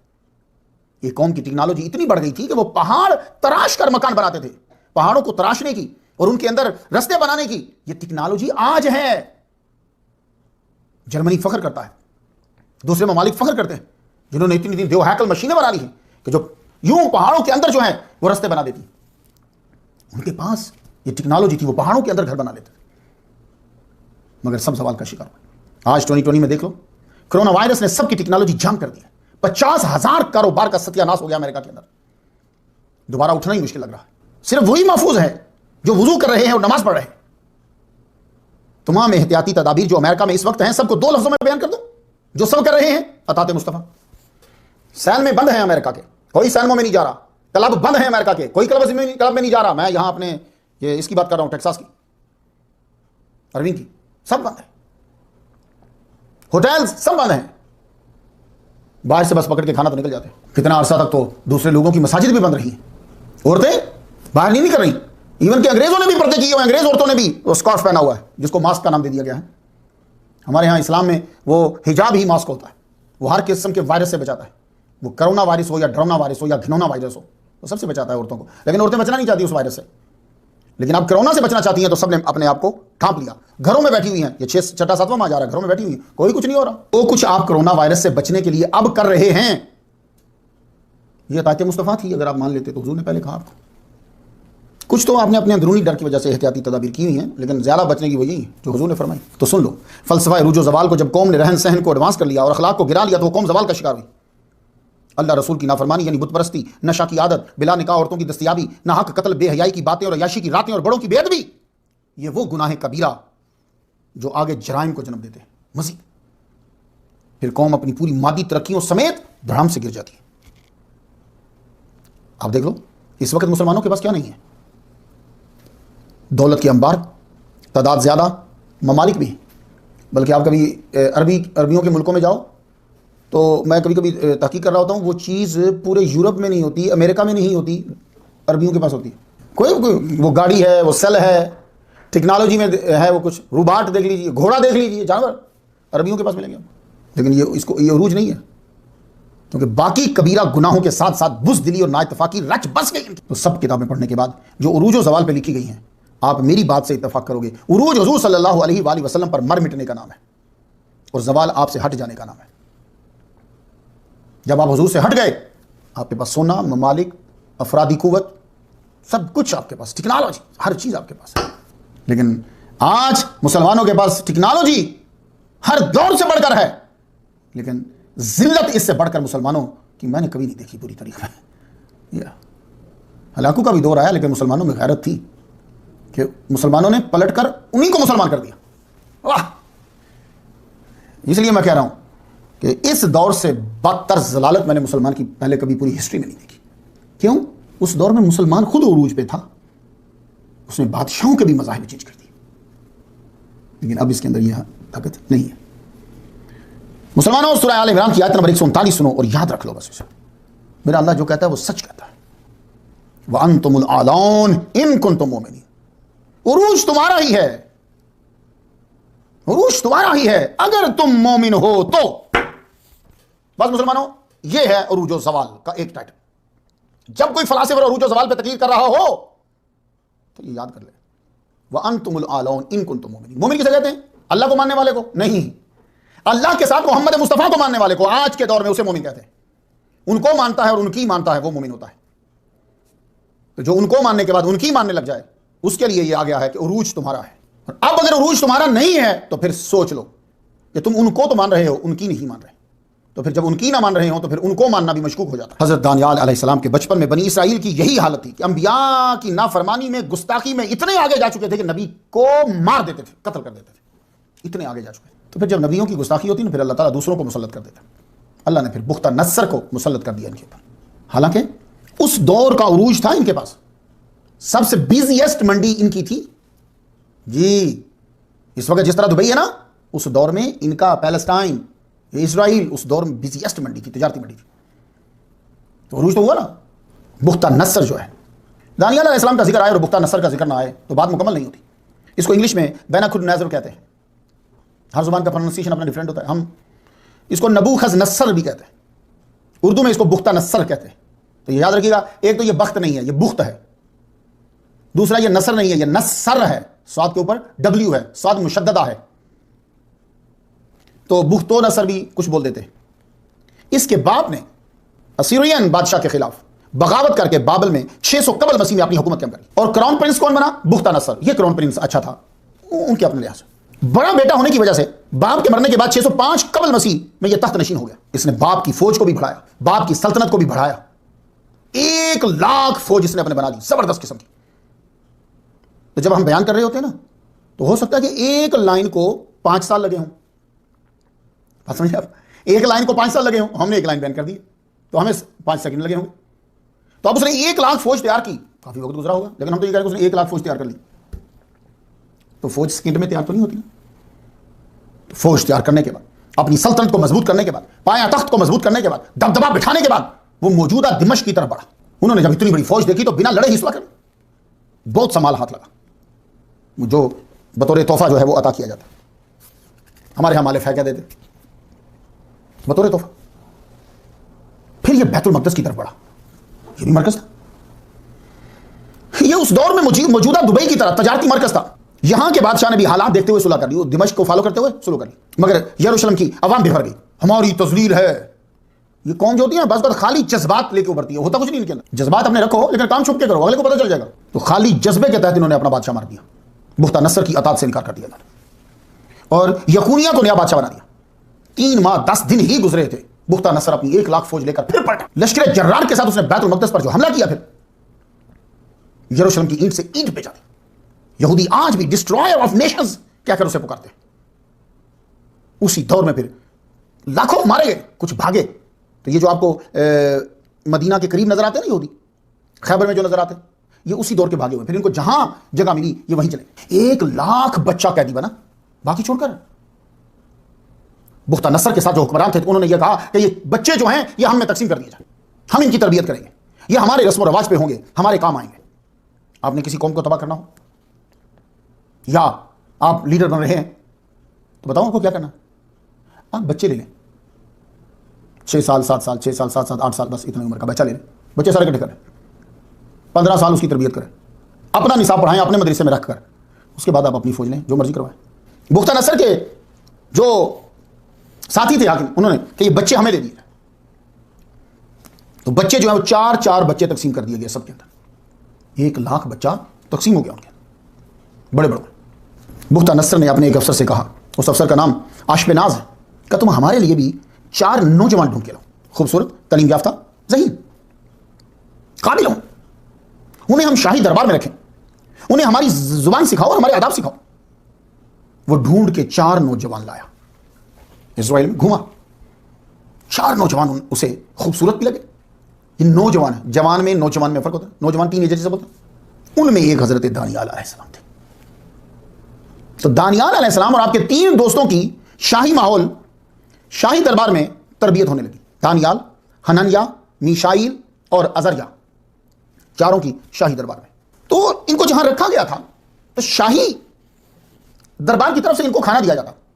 تو وہ کھانا جب ان کے سامنے پہنچا تو شاہی فوڈ اور شاہی شراب آپ نے جب دیکھا تو آپ نے فرمایا ہاں شراب حرام ہے. تو اس لیے مسلمانوں، یہودیت ہو یا عیسائیت ہو، کوئی بھی مذہب ہو، اس اصلی مذہب کو پڑھو گے تو شراب حرام ہی ہے. یہ مسلمانوں آپ کی مرضی ہے کہ آپ جہاز میں بیٹھ کے پی لو اور نیچے اتر کے کہو کہ حرام ہے، آپ کی مرضی. کوئی بھی مذہب، کوئی اصل مذہب، اس کی آپ اسٹڈی کیجیے تو یہی چیزیں نظر آئیں. تو دانیال علیہ السلام نے یہ کہا کہ میں فوڈ بھی نہیں کھاتا، میں شراب بھی نہیں پیتا، اور ہم 4 ہم ہی پئیں گے. تو افسر بولا کہ پھر آپ خوبصورت کیسے ہوں گے؟ دیکھا نا، ایک سسٹم جو چل رہا ہوتا ہے سب لوگوں کے ذہن میں بیٹھ جاتا ہے. جیسے آج کل لوگ کہتے ہیں اگر بینک نہیں ہوں گے تو نظام کیسے چلے گا. تو بھائی تم نے کبھی دوسرا طریقہ اختیار کر کے دیکھا ہے تم نے؟ تو خوبصورت اور طاقتور کیسے ہوں گے؟ بادشاہ کو معلوم ہوا تو مجھ پہ ناراض ہوگا. آپ نے فرمایا آفیسر تم 10 دن ہمیں دے دو، دوسروں کو یہی کھانا دو اور ہمیں 10 دن جو ہے وہ شاہی کھانا نہیں دو بلکہ حلال کھانا دو. آپ نے کیا کہا؟ اس میں سبزی ہو، سیڈز ہوں، دانے ہونے چاہیے، اور سادہ واٹر، سادہ پانی بس. اس بعد میں ہمارے اور ان بچوں کے درمیان مقابلہ کر لینا جو شاہی فوڈ کھاتے رہے ہیں. اگر ہم ان سے زیادہ خوبصورت تمہیں لگے اور طاقتور لگے تو پھر ہمیں حلال کھانا دینا. وہ مان گیا. آپ نے تینوں دوستوں سمیت صرف حلال کھانا کھایا. 10 دن کے بعد آپ کا چہرہ، ذہانت، طاقت دوسرے نوجوانوں سے زیادہ تھی. یہ ہوتا ہے حلال کھانے کا اثر. پروٹینز کے چکروں میں نہیں پڑو، اس میں پروٹینز ہیں، اس میں یہ ہے، اور جی کیا ہوتا ہے اگر یہ کھانا، بس یہ دیکھو کہ اللہ کہہ رہا ہے. پھر مٹی بھی کھاؤ گے تو تمہیں طاقت پیدا ہو جائے گی. دربار میں سارے نوجوان پیش ہوئے. حضرت دانیال علیہ السلام کو بادشاہ نے خوبصورتی، طاقت اور ذہانت میں سب سے اعلیٰ عمدہ عرفہ پایا. بادشاہ سوال کرتا، دانیال علیہ السلام 10 گنا بہتر جواب دیتے. تو بادشاہ نے حضرت دانیال اور ان کے تینوں ساتھیوں کو اپنی سروس میں رکھ لیا. آپ کے 3 دوست حننیہ، میشائیل، عزریا، تینوں ساتھ چاروں خاص سروس کے اندر آ گئے. اللہ تعالیٰ نے جب کسی کی عزت بڑھانی ہوتی ہے تو پھر ایسا کوئی ماحول پیدا کر دیتا ہے کہ وہ اکیلا تنہا ہی نظر آتا ہے. اس کے اندر بختہ نصر کو خواب آ گیا. اور میں نے آپ کو کہا نا کہ ہم ایک جملہ بیان کرتے ہیں، بعض اوقات ہوتا ہے اس جملے کے پیچھے کئی سال ہوں. بختہ نصر کو خواب آیا اور وہ خواب وہ بھول گیا. اب اٹھا تو بے چینی کہ خواب کیا تھا، پھر یہ کہ اس خواب کی تعبیر کیا تھی. دونوں کہ خواب بھی پتا چلے اور تعبیر بھی پتا چلے، ورنہ آدمی ایک ہی چیز پوچھتا ہے صبح اٹھ کے، اس کی تعبیر کیا ہے. وہ صبح اٹھا تو دونوں چیزیں پوچھا، میں نے خواب کیا دیکھا اور اس کی تعبیر کیا تھی، دونوں چیزیں بتاؤ. دربار کے جادوگروں کو، نجومیوں کو، عاملوں کو، سب کو بلا لیا. کیلدین جو اس کی اپنی قوم ہے اسے بلا لیا. آؤ بتاؤ میں نے کیا خواب دیکھا. وہ سب بین کھلی نظر سے کہنے لگے بختہ نصر سے، بادشاہ تم بتاؤ تم نے خواب کیا دیکھا ہے، تم ہم سے پوچھ رہے ہو، آپ بتاؤ ہمیں خواب، ہم بدلے میں آپ کو تعبیر بتا دیتے. بادشاہ کہنے لگا مجھے تو خواب یاد نہیں ہے. اس نے کہا سب سن لو تم. اب بادشاہ آرڈر دیتا سب سن لو. اب یہ چونکہ ہیبرو میں تھا لکھا گیا تو ہیبرو کا ترجمہ اب ہمارے پاس جو موجود ہے وہ انگلش میں ہے، وہ میں آپ کو بتاتا ہوں کہ اس نے کیا کہا ان سب لوگوں سے. The king said in reply to Chaldeans, I hereby decree if you will not make the dream and its meaning known to me, you shall be torn limb from limb and your houses confiscated. But if you tell the dream and its meaning, you shall receive from me gifts, presents and great honor. بولے آپ نے کیا دیکھا، ہم کیسے بتا سکتے ہیں، بلکہ روئے زمین پہ کوئی بھی نہیں بتا سکتا کہ صرف یہ تو صرف گاڈ بتا سکتا ہے. تو بولا دیکھو اگر تم مجھے جو خواب میں نے دیکھا ہے تم نے بتا دیا تو پھر تو میں تمہیں بڑے گفٹ دوں گا، تحائف دوں گا، آنر دوں گا. اگر تم نے مجھے نہیں بتایا تو میں تمہارے جوڑ جوڑ لگا کر دوں گا. تو بختہ نصر نے یہ کہا مار دو سارے دانشوروں کو بھی مار دو، کیونکہ دانشوروں کا نہ کوئی نمائندہ آیا ہے اور نہ ہی کسی نے بتایا. دانشوروں کی جماعت میں حضرت دانیال علیہ السلام تھے. دربان جو ہے وہ بھاگتا وہ آپ کی طرف پہنچا، جا کے بادشاہ کی بات سنائی کہ بادشاہ نے اعلان کر دیا کہ کل دانشوروں نے بھی، اگر ان میں سے بھی کسی نے جواب نہ دیا تو کل ان کو بھی ساروں کو مار ڈالو. دانیال علیہ السلام کہنے لگے کس بات میں، کہ بات کیا ہوئی ہے. کہنے لگے بادشاہ نے رات کو خواب دیکھا ہے، وہ خواب جو ہے اسے بھول گیا ہے، وہ اب سارے نجومیوں، جادوگروں اور دانشوروں سے ان سے پوچھ رہا ہے، کوئی بھی اسے جواب نہیں دے رہا. تو غصے میں آ کے کہہ رہا ہے کہ ان ساروں کو اڑا دو، فائدہ کیا ان کا. حضرت دانیال علیہ السلام نے کہا کہ اچھا ٹھیک ہے میں تمہیں جواب دیتا ہوں. آپ فوراً اپنے تینوں دوستوں کے پاس گئے، ان سے کہا کہ آؤ اللہ کی عبادت میں سارے جڑ جاؤ. تو جب اکٹھے عبادت کرتے ہیں نا تو اللہ کرم فرماتا ہے. جماعت کی بڑی فضیلت ہوتی ہے. اکٹھے چاروں نے مل کر عبادت کی. دانیال علیہ السلام نے دعا مانگی، یا اللہ تو ہر پوشیدہ شے سے باخبر ہے، دلوں سے اٹھنے والے بھیتوں کو تو جانتا ہے، مجھے بتا اس نے خواب کیا دیکھا ہے. یا اللہ، اللہ نے آپ پہ خواب بھی ظاہر کر دیا اور خواب کی تعبیر بھی جو ہے وہ آپ کو بتا دی. آپ نے واپس آتے ہی شاہی دربان کو بلایا، اسے کہا کہ بادشاہ سے ٹائم لو اور کہو کہ دانیال جو ہے وہ آپ کو ملنا چاہتا، وہ آپ کا خواب بھی بتائے گا اور تعبیر بھی. اس نے اجازت لے کر دانیال علیہ السلام کو دربار میں حاضر کروا دیا. بادشاہ بولا، اس کا ہیبرو کا ترجمہ کر رہا ہوں میں، can you really make known to me the dream that I saw and its meaning. میں سمجھا ہاں. انبیاء اور اولیاء کا ایک طریقہ میں نے دیکھا ہے، وہ جب دیکھتے ہیں کہ اگلا آدمی ضرورت مند ہے تو وہ اسی وقت توحید کو بیان کرنا شروع کر دیتے ہیں. یہ ہے ہم دنیا داروں میں اور اولیاء اور انبیاء میں فرق. ہم دنیا دار جب کسی کو دیکھتے ہیں کہ یہ ضرورت مند ہے تو ہم اس سے کوئی دنیاوی فائدہ لیتے ہیں. اولیاء اور انبیاء دیکھتے ہیں کہ جب کوئی ضرورت مند ہے تو وہ دیکھتے ہیں کہ اب اس کی توجہ ہوگی تو اس کی توجہ آپ توحید کی طرف دلاؤ. ہائے ہائے اللہ اکبر جل شانہ. مسلمانوں یہ ہے تصوف. دیکھو پھٹے پرانے کپڑے پہننا اور 20 دن نہ نہانا یہ ہمارے یہاں تصوف نہیں ہوتا. آپ نے بس وہی دانیال علیہ السلام نے توحید شروع کر دی. آپ نے فرمایا بادشاہ سلامت، یہ جادوگر عاملین تمام تمہارے درباری اور دانشوروں کے بس کی بات نہیں ہے. صرف کائنات میں اللہ ہے جو سب جانتا ہے اور وہی اپنے خاص بندوں کو بتاتا ہے. میرے اللہ نے مجھے بتایا ہے کہ تو نے کیا دیکھا. اب آپ اسے بتانے لگے. اب تو سونے سے پہلے اپنے مستقبل کے بارے میں سوچ رہا تھا، سوچتے سوچتے تو سو گیا. تو نے خواب میں ایک مجسمہ دیکھا. یہ آپ کو میں ہیبرو کے انگلش ترجمے سے سناتا ہوں. بھائی قدیم تو تاریخ یہی ہے نا، میں اس کو اللہ کی کتاب نہیں کہہ رہا، میں اس کو تاریخ کہہ رہا ہوں. قدیم تاریخ تو یہی ہے. باقی جنہوں نے بھی لکھا ہے اسی کو پڑھ کے لکھا ہے. کتاب کا نام ڈینیال، ٹھیک ہے. دوسرا باب ہے 31वां साइन है इसका। आपने क्या कहा, अब जरा सुन लीजिए उसे। A certain immense image, a great statue, which was huge and its brightness surpassing, stood before you. तूने एक मुजस्समा देखा, ग्रेट स्टैचू देखा, बहुत बड़ा, चमकता हुआ तेरे सामने खड़ा। And its appearance was awesome. क्या बनावट थी उसकी। The head of the statue of fine gold, सोने का था। The chest and arms were of silver, ये सीना उसका और बाजू चांदी के थे। Its belly and thighs of bronze, copper, ये उसका जो पेट है और जो उसकी रानें हैं ये कॉपर की। Its legs were of iron, उसकी टांगें जो हैं वो लोहे की थी। And its feet poured iron and poured clay, पांव और उसकी आगे जो उंगली हैं वहां मिक्सिंग थी लोहे की और मिट्टी की। तो तू जब देख ही रहा था तो एक पत्थर आकर उसके पांव पे गिरा, सब धाते, पूरा मुजस्समा जो है वो क्रश हो गया। और अल्फाज बाइबल के यूं हैं, and became like a chaff of threshing floors of summer, ऐसे ढेर हुआ जैसे दाने निकालने के बाद भूसा हो जाता है। फिर हवा आई और सब ले गई, निशान तक ना बचा। लेकिन वो पत्थर जिसने बुत को रेजा रेजा किया था वो एक ग्रेट माउंटेन की शक्ल इख्तियार कर गया। And fill the whole earth. बादशाह सलामत, ये है आपका ख्वाब और अब मैं आपको तबीर बताता हूं। मुजस्समा जो है वो तुम्हारी हुकूमत की तमसील है, और मुजस्समे में सोना चांदी तांबा लोहा मिट्टी मुख्तलिफ अदवार हैं, तुम्हारी हुकूमत की ताकत और खूबसूरती की तमसील है। मुजस्समे का सर सोने का था, वो तुम और तुम्हारी हुकूमत हो। आसमानों के खालिक ने तुम्हें इस वक्त इस तरह ताकत और हुकूमत देकर चमकाया है जैसे धातों में सोना चमकता है। लोगों की कशिश है तेरी तरफ। मुजस्समे का सीना बाजू और चांदी के थे, यह इशारा है कि तुम्हारे बाद तुम्हारा जानशीन और सल्तनत जो है वो तुम्हारे ही जैसी होगी। इंतजाम और इंसलाम और गिरफ्त तुमसे जरा थोड़ी सी कम होगी। उसका पेट रान और तांबे की थी। यह हुकूमत अजीम होगी मगर खूबसूरती में अपने पहले से और कम होगी। उसकी टांगे लोहे की थी, यह इशारा है कि हुकूमत कमजोर तो ना होगी मगर शान और शौकत में बहुत कमी आ चुकी होगी। तुम्हारे खानदान की गिरफ्त होगी मगर अपने खानदान में नहीं। तुमने देखा कि पांव में आकर लोहे और मिट्टी की आमेजिश हो गई है, यह इशारा है कि तुम्हारे खानदान को हुकूमत चलाने में दूसरों की मोहताजी हो जाएगी। तुम्हारी अपनी कायम करदा हुकूमत कमजोर हो चुकी होगी, इसको दूसरों की मोहताजी होगी। तो अब लोहा और मिट्टी कब तक इकट्ठे रह सकते हैं। पत्थर ने आकर मुजस्समे को रेजा रेजा कर दिया, यह इशारा है कि तुम्हारी हुकूमत जो है कायम करदा जो सल्तनत है यह तबाह बर्बाद हो जाएगी। अल्लाह की हुकूमत जो हमेशा रहेगी। वो जो बाद में वो पत्थर जो फैल गया वो इशारा है कि असल हुकूमत पूरी कायनात के ऊपर अल्लाह की है। बुख्ता-नसर ने हजरत दानियाल अलैहिस्सलाम को गले से लगा लिया और अपने साथ बिठा लिया। उसने अल्लाह की तारीफ की। उसने अल्लाह की तारीफ की, मैं आपको सुना था क्या कहा। The king said in reply to Daniel, truly your God must be the God of gods and the Lord of kings and the revealer of mysteries. तो बुख्ता-नसर ने हजरत दानियाल अलैहिस्सलाम के खुदा की तारीफ की। क्या कहा? वो देवताओं का गॉड है। हमारा यह है कि अल्लाह के सिवा कोई माबूद नहीं है, ही नहीं है कोई। ये नहीं है कि हैं और ये बड़ा नहीं है, ही कोई नहीं है। उसके बाद बादशाह ने हजरत दानियाल अलैहिस्सलाम का रुतबा बढ़ा दिया, आपको पूरे सूबे का गवर्नर बना दिया और बहुत से तहाइफ देकर रुखसत किया और आपको तमाम दानश्वरों का लीडर बना दिया। पहले तो आप उस हिस्से में थे, जमात में थे, अब आप लीडर बन गए। फिर उसे जो भी ख्वाब आता वो आप ही को बुलाता। कोई मशवरा करना होता तो बुख्ता-नसर जो है वो आप ही को बुलाता और आपसे मशवरा करता। इसके बाद बुख्ता-नसर ने 60 हाथ ऊंचा 6 हाथ चौड़ा सोने का अपना मुजस्समा बनवाया और बाबिल के अंदर लगा दिया।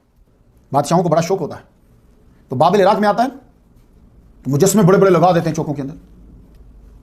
इराक में मैंने देखे, पुराने दौर की बात कर रहा हूं, सद्दाम हुसैन के मुजस्समे लगे हुए थे, तो इसने अपना बहुत बड़ा मुजस्समा वहां लगा दिया। फिर हुकूमत के हर बड़े अफसर को बुलाया और हुक्मनामा जारी कर दिया कि जब भी अलामिया सुनो किसी साज के आले से हो सकता है यह ऐलान, तो किसी भी कोई साज, जितने भी अकसाम है ना साज की, कोई बजे तो तुमने फौरन इस मुजस्समे के आगे झुक जाना है और इसे सजदा करना है। अगर तुमने हुक्म अदूली की तो आग में झोंक दिए जाओगे। कई लोगों ने जो बनी इसराइल में से थे इनकार कर दिया, उनको आग में फेंका गया लेकिन आग ने जलाया नहीं उनको। बहुत से वाक़यात होते रहते, लेकिन बादशाह जो है बाज़-औक़ात इन चीज़ों को देखने के बावजूद भी अपनी हर दरमियों में पक्के रहते। इसने शानदार हुकूमत की, दबदबा इसका बड़ा ज़्यादा था। बाद में ये दानियाल अलैहिस्सलाम से अहकाम लेता, आखिर उम्र में दानियाल अलैहिस्सलाम की बातें मानता रहता। बाद में इसका बेटा जानशीन हुआ। उसने एक दिन तरीकी में एक हाथ देखा जिसने दीवार पे कुछ लिखा है मगर ये पढ़ ना सका क्या लिखा। सबसे पूछा मगर कोई ना जान पाया। तो उसकी क्वीन जो थी, उसकी मलका जो थी, उसने कहा कि एक फर्द है जिसका नाम दानियाल है, उसके अंदर रूहानियत है, वो तुमको बता सकता है कि ये किसने लिखा है और क्या लिखा हुआ है। तो हजरत दानियाल अलैहिस्सलाम को बुलाया गया। ये कौन सा दौर है? ये दौर वही है जो चांदी का दौर है। आपसे पूछा गया ये इबारत क्या है, मतलब क्या है? अगर तुमने बता दिया तो मैं तुमको सोने के जेवरात और बहुत से तहाइफ दूंगा। आपने फरमाया मुझे इनकी जरूरत नहीं है मगर तुमको ये मैं याद दिलाना चाहता हूँ। फिर आ गया, ये होता है वली और नबी। जो ही देखा इसको अब जरूरत है, फिर मगर मैं तुमको ये याद दिलाना चाहता हूँ تیرے فادر کو اللہ نے عظیم سلطنت عطا کی. اللہ کا نام اللہ نے. وہ آخر کار انسانوں سے بھلائی کرنے لگا تھا تو اس نے بھی جسے چاہا مارا, جسے چاہا چھوڑ دیا, ہر ایک کے دل میں ڈر بٹھایا, مگر کچھ اچھے کام بھی کرتا تھا. آخر کار وہ ختم ہو گئے. مگر تم تو یہ سب کچھ ہی بھول گئے ہو. مقدس برتن میں شراب پیتے ہو, جو بیت المقدس سے تم لے کر آئے ان میں شراب ڈال کے پی رہے ہو. سونے چاندی تانبے لوہے مٹی کے بنے ہوئے مجسمے کی پوجا کرتے ہو سر عام اور زبردستی کروا رہے ہو. جو نہ سنتا ہے نہ دیکھتا ہے, خود کو عظمت والا سمجھتے ہو, اسے نہیں سمجھتے جو کائنات کا خالق ہے. اس لیے یہ ہاتھ ظاہر ہوا ہے, اسی خالق کائنات نے یہ لکھوایا ہے. اب میں تمہیں بتانے لگا, دیکھا اس کو ضرورت ہی نا, وہ سنے گا, چاہے آپ خلاف بھی بولیں گے تو وہ سنے گا. ہم نے کہا سن یہ کیا لکھا ہوا ہے. وہ عبارت کیا تھی, یہ عبارت آپ کو میں سنانا چاہتا ہوں ہیبرو سے. مینی مینی ٹیکل یوفارسن, یہ تھی عبارت جو دیوار کے اوپر لکھی. اب یہ مینی مینی ٹیکل یوفارسن کیا ہے, تو میں آپ کو پتا جب میں دنیا میں گھومتا ہوں تو پھر میں لوگوں سے پوچھتا ہوں, میرا مقصد ہی صرف یہ ہوتا ہے اچھوں کی زیارت ہو جائے, کچھ تھوڑا علم میں اضافہ ہو جائے. میں بھی جب اسرائیل میں گیا ہوں تو وہ اس کو شیکل شیکل ہیو شیکل سن رہے ہیں آپ, وہ اس کا ترجمہ مینی مینی, ایک ہی دو بار آیا ترجمہ ایک ہی کرتے ہیں, شیکل اینڈ ہیو شیکل. پھر میں کتابوں میں پڑھنے لگا, میں نے کہا کتابیں کیا کہتی ہیں اس کے ترجمے میں, کہ وہ جو حضرت دانیال علیہ السلام نے وہ عبارت پڑھی اس کا ترجمہ کیا بنتا ہے. تو مجھے جو کتاب میں ملا وہ سن لیجیے کہ God has numbered the days of your kingdom and brought it an end. خلاصہ کیا ہے, تیرے دن پورے ہو گئے. مینی مینی ٹیکل یوفارسن, تیرے دن پورے ہو گئے. اس بادشاہ کا نام بیلشازر تھا, یعنی بیلشازر تیرے دن پورے ہو گئے. اور واقعی قتل ہو گیا, قتل ہو گیا. اور سلطنت جو ہے وہ ڈرائیاس کے پاس چلی گئی, جس کو داریوس بھی کہتے ہیں. ڈرائیاس کے ہاتھ میں جب سلطنت آتی ہے, اس نے سلطنت پر 120 گورنر مقرر کر دیے, 120 گورنر بنائے, اور ان پر 3 وزیر, جن کو یہ 120 رپورٹ کریں گے. ان تینوں میں سے ایک حضرت دانیال علیہ السلام. یہ تیسرا دور آ گیا تانبے والا, سمجھ آ گئی نا آپ کو. اب گرفت اتنی مضبوط نہیں ہے, اس مرتبے نے عمرا میں جیلسی پیدا کر دی. 120 خیال دین, 3 وزراء اور ان میں سے ایک جو ہے وہ بنی اسرائیل میں سے, جیلسی پیدا کر دی. اب وہ آپ کے خلاف کوئی خامی ڈھونڈنے لگے. کرپشن تو ملی, نبی کیا کرپشن کرے گا. اب کوئی مذہبی چیز ڈھونڈو, کوئی بہانہ ڈھونڈو صحیح کہ جس کو بیان کر کے بادشاہ کی نظروں سے گرایا جائے, سزا دلوائی جائے. تو 122 نے مل کر سب سے پہلے ایک لا پاس کروایا, تحریری لکھوایا. وہ کیا کہ آنے والے 30 دنوں میں کوئی بھی کسی قسم کی دعا اپنے کسی بھی گاڈ سے نہیں کر سکتا بغیر بادشاہ کی پرمیشن کے. اس وقت کوئی بنی اسرائیل والے جو ہیں وہ اللہ کو مانتے تھے, کوئی جو ہے بتوں کو مانتے تھے, ہر ایک کا اپنا گاڈ تھا. کوئی آدمی کسی بھی گاڈ کو مانتا ہے, اگلے 30 دنوں میں وہ اس سے دعا اور عبادت نہیں کر سکتا بغیر بادشاہ کی پرمیشن کے. حکم عدولی کی صورت میں شیروں کے آگے ڈال دیا جائے گا. ان عمرا کو معلوم تھا کہ دانیال علیہ السلام کا طریقہ ہے کہ روزانہ یہ 3 مرتبہ عبادت کرتے ہیں. وہ آپ کے گھر اکٹھے ہو گئے, چھپ گئے. آپ کو انہوں نے دیکھا کہ بیت المقدس کی طرف منہ کر کے آپ اللہ کی عبادت کر رہے ہیں, نماز پڑھ رہے ہیں اور دعائیں کر رہے ہیں. انہوں نے گواہ بنا لیا, ٹھیک ہے. 3 مرتبہ دیکھ لیا انہوں نے دن میں. پھر یہ سب بادشاہ داریوس کے دربار میں پہنچے اور شکایت کی کہ آپ سے پوچھے بنا دانیال نے اپنے خدا کی عبادت کیا اور یہ گواہ ہیں. تو جو بڑے بڑے بندے تھے وہ جن کے اندر زیادہ جیلسی تھی ان کو پیش کر. بادشاہ آپ کے لیے نرم گوشہ رکھتا تھا, مگر مشرکین عمرا حسد کی آگ کی گرمی میں دانیال پہ گرم تھے. انہوں نے پریشر ڈال کر بادشاہ سے آرڈر جاری کروایا کہ حکم نامہ کی پیروی نہ کرنے کے جرم میں دانیال کو شیروں کی آگے ڈال دیا جائے. آپ کو شیروں کی غار میں ڈال دیا گیا اور غار بند کر دی گئی, یا ایک خاص جیل میں ڈال کر 2 شیر چھوڑ دیے گئے. اس وقت آپ کی عمر 70 سال تھی. دیکھو میں آپ کو کہتا ہوں, ہم ایک جملہ بیان کرتے ہیں, مورخ ایک جملہ بیان کرتا ہے تو پیچھے ہو سکتا ہے کہ 1 دہائی گزر گئی ہو. بادشاہ لیکن رات بھر سویا نہیں, صبح اٹھ کر گیا, دیکھو دانیال کے ساتھ کیا ہوا ہے. باہر سے آواز دینے لگا, دانیال تمہارے خدا نے تم کو بچا لیا کہ نہیں. اندر سے دانیال علیہ السلام کی آواز آئی, بادشاہ میرے اللہ نے فرشتے کو بھیجا, اس نے شیروں کے منہ بند کر دیے, کسی نے بھی مجھے زخم نہیں پہنچایا. فوراً پتھر ہٹایا گیا, آپ کو باہر نکالا گیا. ایک بھی زخم جسم مبارک پہ نہ تھا, کیونکہ for he has trusted in his God. دانیال علیہ السلام کا اپنے رب پہ بھروسہ تھا, انہوں نے رب پر بھروسہ کیا. فوراً پھر اس نے کیا کیا, آیت لگانے والے گواہوں کو فیملی سمیت اسی غار میں بعد میں ڈال دیا.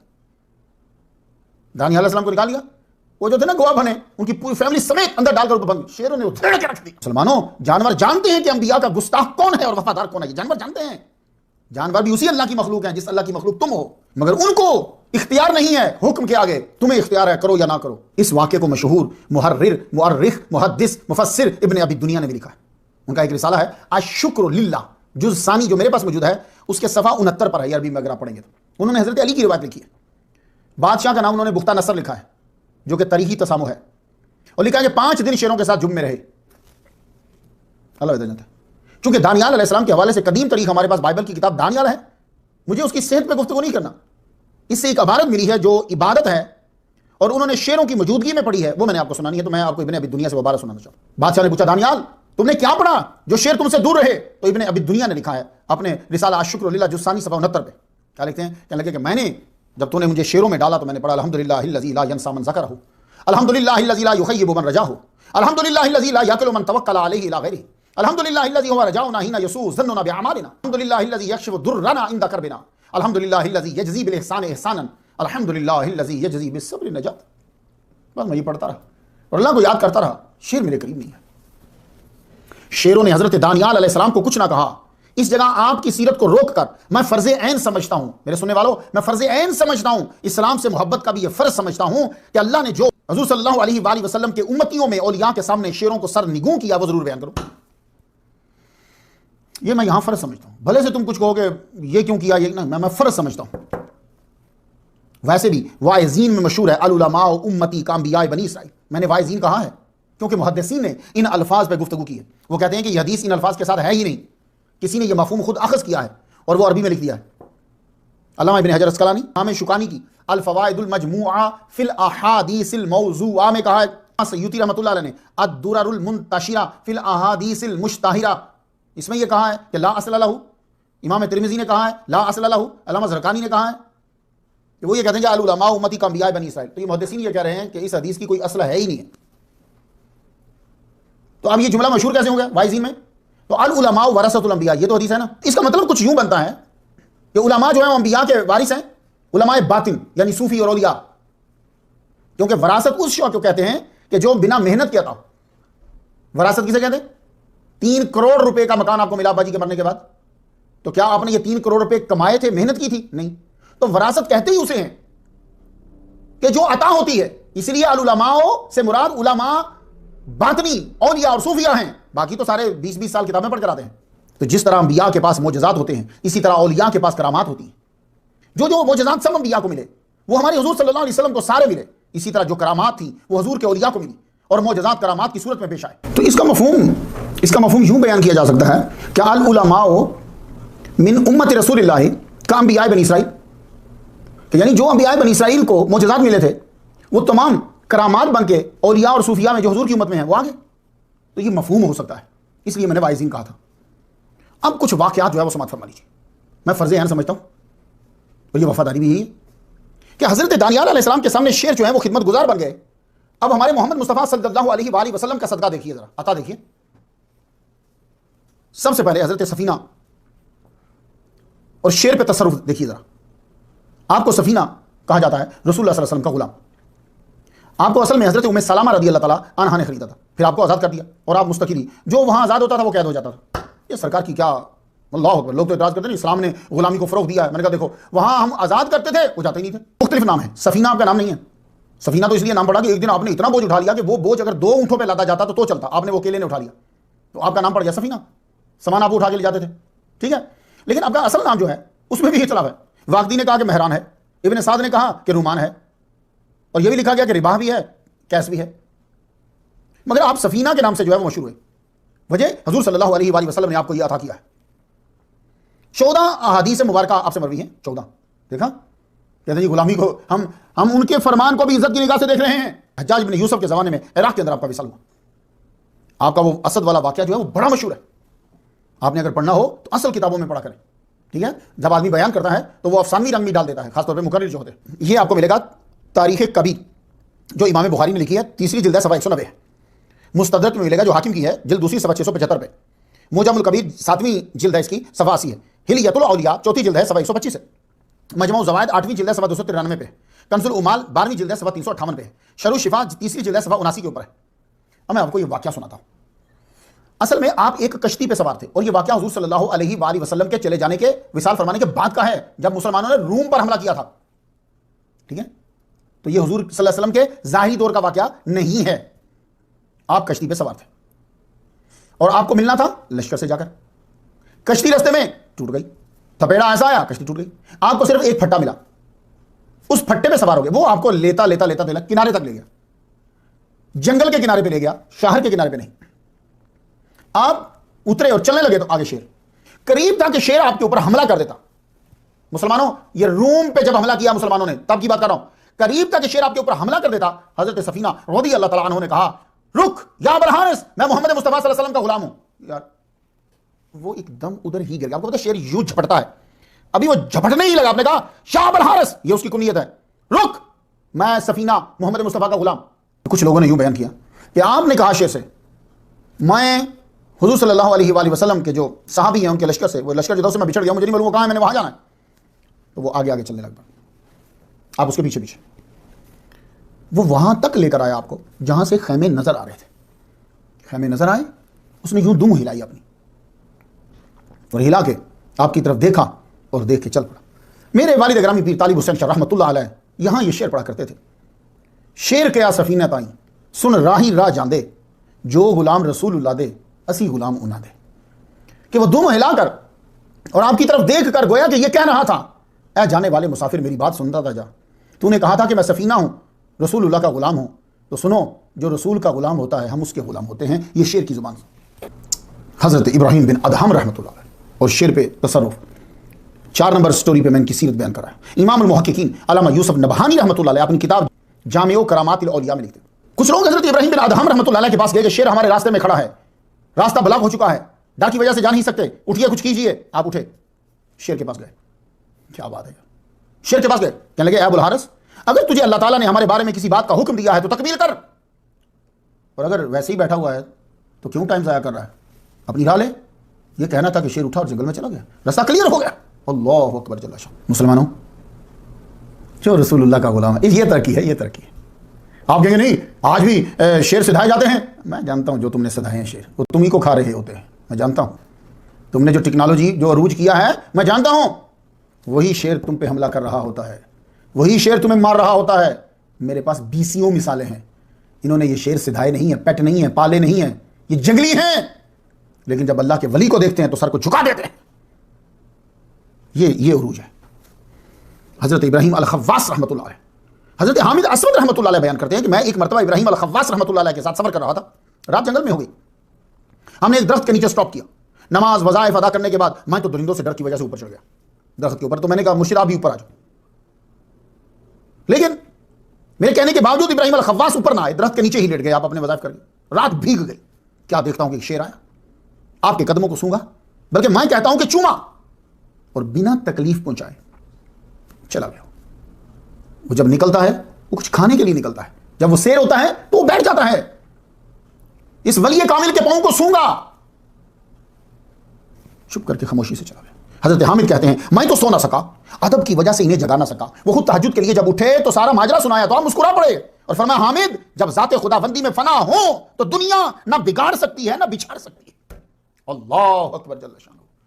حضرت دانیال علیہ السلام کا واقعہ تو بڑا مشہور ہو گیا دنیا میں، میرے نبی کا کلمہ پڑھنے والوں کے بھی تو واقعات ہیں، ان نبیوں کے فیض رب نے حضور کے صدقے سے حضور کی امت کے اولیاء کو عطا کر دیے، وہ معجزات یہاں کرامات بن کر آ گئے ہیں۔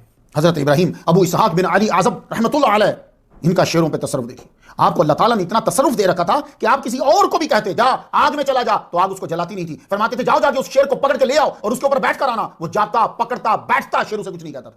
حضرت ابو بکر بن حوار بتائے ہی رحمۃ اللہ علیہ، آپ کا شیروں پہ تصرف۔ حضرت ابو محمد الشنبکی رحمۃ اللہ علیہ بہت بڑے بزرگ گزرے، علامہ عبد الوہاب شارانی رحمۃ اللہ علیہ نے ان کا ذکر کیا طبقات کے اندر، انہوں نے تصوف کا آغاز حضرت ابو بکر بن حوار بتائے رحمۃ اللہ علیہ سے کیا۔ حضرت ابو بکر بن حوار یہ آپ کے مرشد ہیں، اور پھر ولایت کے اعلیٰ درجے پر پہنچے، مستجاب الدعوات ہوئے، آپ کی دعا سے اللہ کوڑیوں کو ٹھیک کر دیتے، اندھوں کو، پاگلوں کو ٹھیک کر دیتے۔ آپ حضرت ابو محمد الشنبکی رحمۃ اللہ علیہ فرماتے ہیں کہ ایک روز میں اپنے مرشد کی زیارت کرنے گیا، دیکھا یا آپ کے پاس شیر بیٹھا ہوا ہے، یوں سے سر جھکایا ہوا ہے، ایسے لگا جیسے شاگرد بیٹھا ہوتا ہے یا سائل بیٹھا ہوتا ہے اور وہ پوچھ رہا ہوتا ہے وہ جواب دے رہے ہوتے ہیں، میں پیچھے کی ادب سے بیٹھ گیا، کچھ دیر کے بعد اٹھ کے شیر چلا گیا، میں آگے بڑھا، میں نے حضرت ابو بکر بن حوار سے عرض کی آپ کو اس ذات کی قسم ہے جس نے ساری کائنات کو پیدا کیا، بتائیے شیر آپ کو کیا کہہ رہا تھا، آپ کیا گفتگو کر رہے تھے؟ آپ نے فرمایا وہ پوچھ رہا تھا کہ میں 3 روز سے بھوکا ہوں تو دیکھیے کیا میری قسمت میں کچھ کھانا ہے؟ تو ہم نے لوہے محفوظ پہ دیکھا اس کی قسمت میں گائے، اس کو بتایا کہ تجھے گائے ملے گی، عراق میں ایک گاؤں ہمالیہ ہے، وہاں تیرے لیے گائے اللہ نے تیرا رزق رکھی ہے، لیکن تو اس میں زخمی ہوگا. تو آگے سے یہ پوچھ رہا تھا کہ زخم کہاں لگے گا اور میں ٹھیک ہوں گا کہ نہیں. تو میں اسے بتا رہا تھا کہ دائنی طرف تیرے زخم لگے گا اور تو کچھ عرصے کے بعد ٹھیک ہو جائے گا. حضرت ابو محمد الشنبکی رحمۃ اللہ فرماتے ہیں ویسا ہی ہوا جیسا مرشد نے فرمایا تھا. میں نے ایک ہفتہ کے بعد شیر کو ابو بکر بن حوار کے پاس دیکھا. میں آپ کے ایمان کو مضبوط کرنے کے لیے باتیں بتا رہا ہوں. رب کا کرم دیکھیے آپ. حضرت ابو الغیث بن جمیل الیمنی المعروف شمس الشموس رحمۃ اللہ علیہ، بہت بڑے ولی گزرے ہیں یمن کے. علامہ نبہانی رحمۃ اللہ نے اپنی کتاب میں لکھتے ہیں کہ اتنے بڑے بزرگ گزرے کہ بادشاہ ان کے نالین، بادشاہ کا بیٹا ان کے نالین اپنے سر پہ رکھتا تھا. آپ جب تصوف کی تعلیم لے رہے تھے تو مرشد نے آپ کی ڈیوٹی لگائی، جاؤ جنگل میں جاؤ، یہ گدھا لے جاؤ، جنگل میں جاؤ، لکڑیاں کاٹو، لکڑی کاٹ کے اس کے اوپر لا دو اور لا کے خانقاہ میں جو ہے وہ رکھو، صوفیاء کے لیے کھانا پکایا جائے گا. آپ جاتے، روٹین ہوگی، جاتے گدھے کو ایک جگہ باندھتے، لکڑیاں کاٹتے، گدھے پہ رکھتے، خانقاہ لے آتے. معمول چل رہا تھا. معمول کے مطابق ایک روز آئے، آپ نے گدھے کو باندھا، لکڑیاں کاٹنے کے لیے گئے، ایک جگہ تو نہیں نہ پڑی ہوتی. کاٹ کے واپس آئے تو دیکھا کہ شیر جو ہے وہ گدھے کو کھا رہا ہے. وہ گدھا بندھا ہوا تھا، بھاگا نہیں، شیر کھا گیا. آپ کو غصہ آیا، فرمانے لگے تو نے میرا گدھے کو کھا دیا سواری کو، اب مجھے قسم ہے اپنے مرشد کی، میں لکڑیاں تیرے اوپر ہی لاد کر لے کے جاؤں گا. شیر پہ تصرف دیکھیں آپ، روحانیت. شیر کو پکڑا کون سے، لکڑیاں اس کے اوپر لادی آپ نے. تو شمس الشموس رحمۃ اللہ علیہ شیر پر لکڑیاں لاد کر آپ خانقاہ کی طرف آ رہے ہیں. بازار سے گزرنا ہوتا تھا، سارے لوگ دیکھ رہے ہیں، قدرتی مرشد کی بھی نظر پڑ گئی. جو ہی آپ نے لکڑیاں اتاری اس سے، مرشد نے فرمایا چل یہاں سے آپ چلیے، شیخ علی احدل کے پاس جاؤ، یہ شہر تمہارے لیے چھوٹا پڑ گیا ہے، وہ تمہیں فاصلہ ہے. یہ بہت بڑے بزرگ ہیں، یہ شیخ علی احدل رحمۃ اللہ، یمنی سادات حسینی کے بزرگ ہیں. یہ 590 ہجری میں ان کا وصال ہوا. حضرت تاج الدین بن الرفاعی رحمۃ اللہ علیہ شیر پر تصرف کا. علامہ نبہانی رحمۃ اللہ نے جامع کرامات الاولیاء میں لکھا ہے کہ خود ایک مرتبہ آپ نے سانپ کو پکڑا، چابک بنایا، بطور چابک پکڑ، اور شیر اسے پکڑ کے اس کے اوپر سوار ہو گئے اور ہلاکو وہاں سے ملنے کے لیے چلے گئے. وہ باہر نکلا تو ڈرا، نو میں ڈرو نہیں، تم اس کے لیے کھانا جو ہے، خوراک جو ہے وہ اس کا بندوبست کرو. دیکھا تصرف. حضرت شیخ ارسلان الدمشقی رحمۃ اللہ علیہ، یہ بزرگ ارسلان بن یعقوب 470 ہجری میں پیدا ہوئے. آپ بہت عبادت گزار تھے. لوگوں نے کبھی آپ کو ہوا میں اڑتے ہوئے دیکھا، کبھی پانی کے اوپر چلتے ہوئے دیکھا. حضرت شیخ احمد بن محمد کردی رحمۃ اللہ علیہ بیان کرتے ہیں کہ میں نے ایک مرتبہ حضرت ارسلان الدمشقی رحمۃ اللہ علیہ کو دمشق کے جنگل میں ایک درخت کے نیچے حالت استغراق میں دیکھا، اور ایک شیر آپ کے قدموں میں بیٹھا ہوا ہے، قدموں میں بلی کی طرح لوٹ رہا ہے، اور آپ اللہ کی ذات میں گم ہیں. مسلمانوں، اللہ نے حضور پاک کا صدقہ ہمارے لیے بڑے درجات رکھے. آپ آگے بڑھو، عمل تو کرو. تم اس کے ہو جاؤ جس کا سب ہے، پھر سب تمہارا ہو جائے گا. آیات جو اللہ نے بنی اسرائیل کے انبیاء پہ کی تھی، جو حضور کا سچا تابع فرمان ہوتا ہے، آج بھی اللہ اس پہ کر دیتا ہے. آج بھی جی، آج کے دور میں بھی شیر پہ تصرف ہے. حضرت خالد شاہ بابا رحمۃ اللہ علیہ، ان کا مزار ساؤتھ افریقہ میں ہے. ان کی زیارت مرشد پیر محمد زبیر نقشبندی مالکی عطاسی مدث اللہ العالی سین فرانسسکو میں ہوتے ہیں. خوش نصیب ہیں وہ لوگ جو ان کی زیارت کرتے ہیں. یہ بتلاتے ہیں کہ ایک روز گاڑی سے اتر کر حضرت خالد شاہ بابا رحمۃ اللہ علیہ کروگر پارک میں داخل ہوئے تو شیر سامنے تھا. آپ اور شیر کتنی دیر تک آپ کھڑے رہے، مجال ہے جو آپ پہ حملہ کرے؟ خود ہی نظریں جھکا کر وہ آپ پہ چلا گیا. یہ میں آپ کو موجودہ بتا رہا ہوں. اور آپ ہی سے مالکی عطاسی نقشبندی سلسلے کے یہ پیر ہیں، انہی کی چین سے یہ بات مجھ تک پہنچی ہے. زندہ پیر رحمۃ اللہ علیہ، زندہ پیر آف گھمکول شریف، یہ پاکستان میں ان کا مزار ہے. آپ کی بکریاں چرانے خدام جایا کرتے تھے. تو آپ کو پتا ہے پہاڑوں میں، جنگلوں میں، یہی گاؤں میں یہ زیادہ یہی طریقہ ہوتا ہے. وہ ایک دن کیا ہوا کہ خادم گیا بکریاں چرانے کے لیے، واپس آ رہا تھا. جب وہ قریب پہنچا، بکریاں اس نے رکھی، پیچھے مڑ کے دیکھا تو شیر آ رہا ہے. پیر صاحب شیر آ گیا. اب نے ڈرو مت، وہ ایک بکری نے بچہ جنا تھا، تو اس بکری کو وہی چھوڑا ہے. وہ بیچاری تکلیف میں تھی، تو اپنی بکریاں باقی کٹھی کر کے لے آیا. اب جو تو چھوڑ آیا ہے اسے یہ شیر چھوڑنے آیا ہے. اللہ اکبر جل شانہ. تو پھر کہتے ہیں کہ زندہ پیر آف گھمکول شریف کے پاس یہ شیر اکثر آیا کرتا تھا. اور حیران کن بات یہ ہے کہ جو آج بھی وہاں کے مریدین بتلاتے ہیں کہ وہ شیر جب مر گیا تو مرا بھی آپ کے قدموں میں مرا بھی آپ کے قدموں میں. تو خصوصی طور پہ آپ نے فرمایا کہ اس کی قبر بنائی جائے. بات چلی تھی کہ حضرت دانیال علیہ السلام کو شیروں کے آگے ڈال دیا. میں اگر یہ بات کر کے آگے چلا جاتا نا تو اللہ کی قسم میرے دل کو تسلی نہ ہوتی. اب سکون مل گیا کہ میرے نبی کا صدقہ بڑا کرم ہے، اللہ کا آج بھی کرم ہے. مسلمانوں آؤ تصوف کی طرف، مسلمانوں آؤ کپڑے صاف کرنے اور ان چیزوں کو صاف کرنے کے بجائے ہم دلوں کو صاف کریں. چلو جو ملتا ہے یار، جو ملتا ہے. اب سارے تو تم گوشت پاک بننے سے رہے، چلو کچھ نہ کچھ تو ملے گا، ان کے نالین سیدھے کرنے تو مل جائیں گے. یہ بھی بادشاہی ہے. حضرت دانیال علیہ السلام سے ہر بادشاہ مشورہ لیتا، خوابوں کی تعبیر آپ ہی بتلاتے، وہ صبح روشن کی طرح سچ ثابت ہوتی۔ آپ کی روحانی طاقت کی وجہ سے یہودیوں سے مصائب ٹلتے رہے، ان کی حکومت دمشق، فارس، مصر، فلسطین، عراق تک پھیل گئی۔ آپ کا وصال جو ہے وہ فارس میں ہوا ہے۔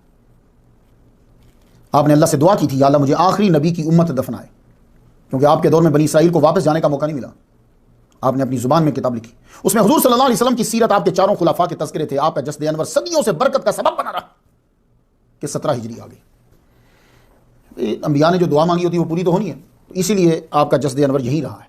17 ہجری آ گئی، حضرت ابو موسیٰ اشعری رحمۃ اللہ علیہ نے تستر فتح کر لیا۔ تو میں بتایا آپ کو کہ اسے ششتر بھی کہتے ہیں، اس کا مطلب افضل اکبر بتایا۔ بہت سا مال غنیمت کے علاوہ جو عمدہ مبارک دریافت ہوئی وہ حضرت دانیال علیہ السلام کا جسد انور تھا۔ اس علاقے والوں میں سینہ بسینہ یہ بات چلی آ رہی تھی صدیوں سے، یہ دانیال علیہ السلام ہیں۔ البدایہ والنہایہ نے ابن ابی دنیا کے حوالے سے لکھا کہ حضور صلی اللہ علیہ وسلم نے فرمایا تھا، من دل علی دانیال فبشروہ بالجنہ، جو تمہیں حضرت دانیال علیہ السلام کے بارے میں بتائے اسے جنت کی خوشخبری دینا۔ تو تستر میں ہرکوس نامی ایک بندہ تھا، اس نے آپ کی رہنمائی کی، وہ دانیال علیہ السلام کے جسد انور کے قریب لے گیا۔ حضرت ابو موسیٰ اشعری کو دراہم دیے۔ آپ جب وہاں پہنچے تو کچھ مورخین کا لکھنا ہے کہ آپ کا جسد انور جو ہے وہ ہرمزان کے بیت المال میں تھا، مگر اکثر مورخین کے واقعے کو پڑھنے کے بعد میں نے یہ اندازہ لگایا ہے کہ آپ کا جسد انور جو ہے وہ کسی ایسی جگہ میں تھا جہاں ہر بندے کی دسترس تھی۔ حضرت ابو موسیٰ اشعری رضی اللہ تعالیٰ عنہ نے جب آپ کا جسد انور دیکھا، آپ جسد انور سے لپٹ گئے جیسے جپھی ڈالتے ہیں، اور آپ نے ان کے جسد انور کو چوما۔ آپ کا جسد انور بنا ڈھانپے یوں تخت کے اوپر رکھا ہوا تھا۔ جب بارش نہیں ہوتی تھی تو یہ تستر کے یہ لوگ آپ کا جسد انور اٹھا کر باہر اوپن ایریا میں لے جاتے۔ آپ کے جسد انور کو جب دیکھتا آسمان، بارش برسنے لگ جاتی۔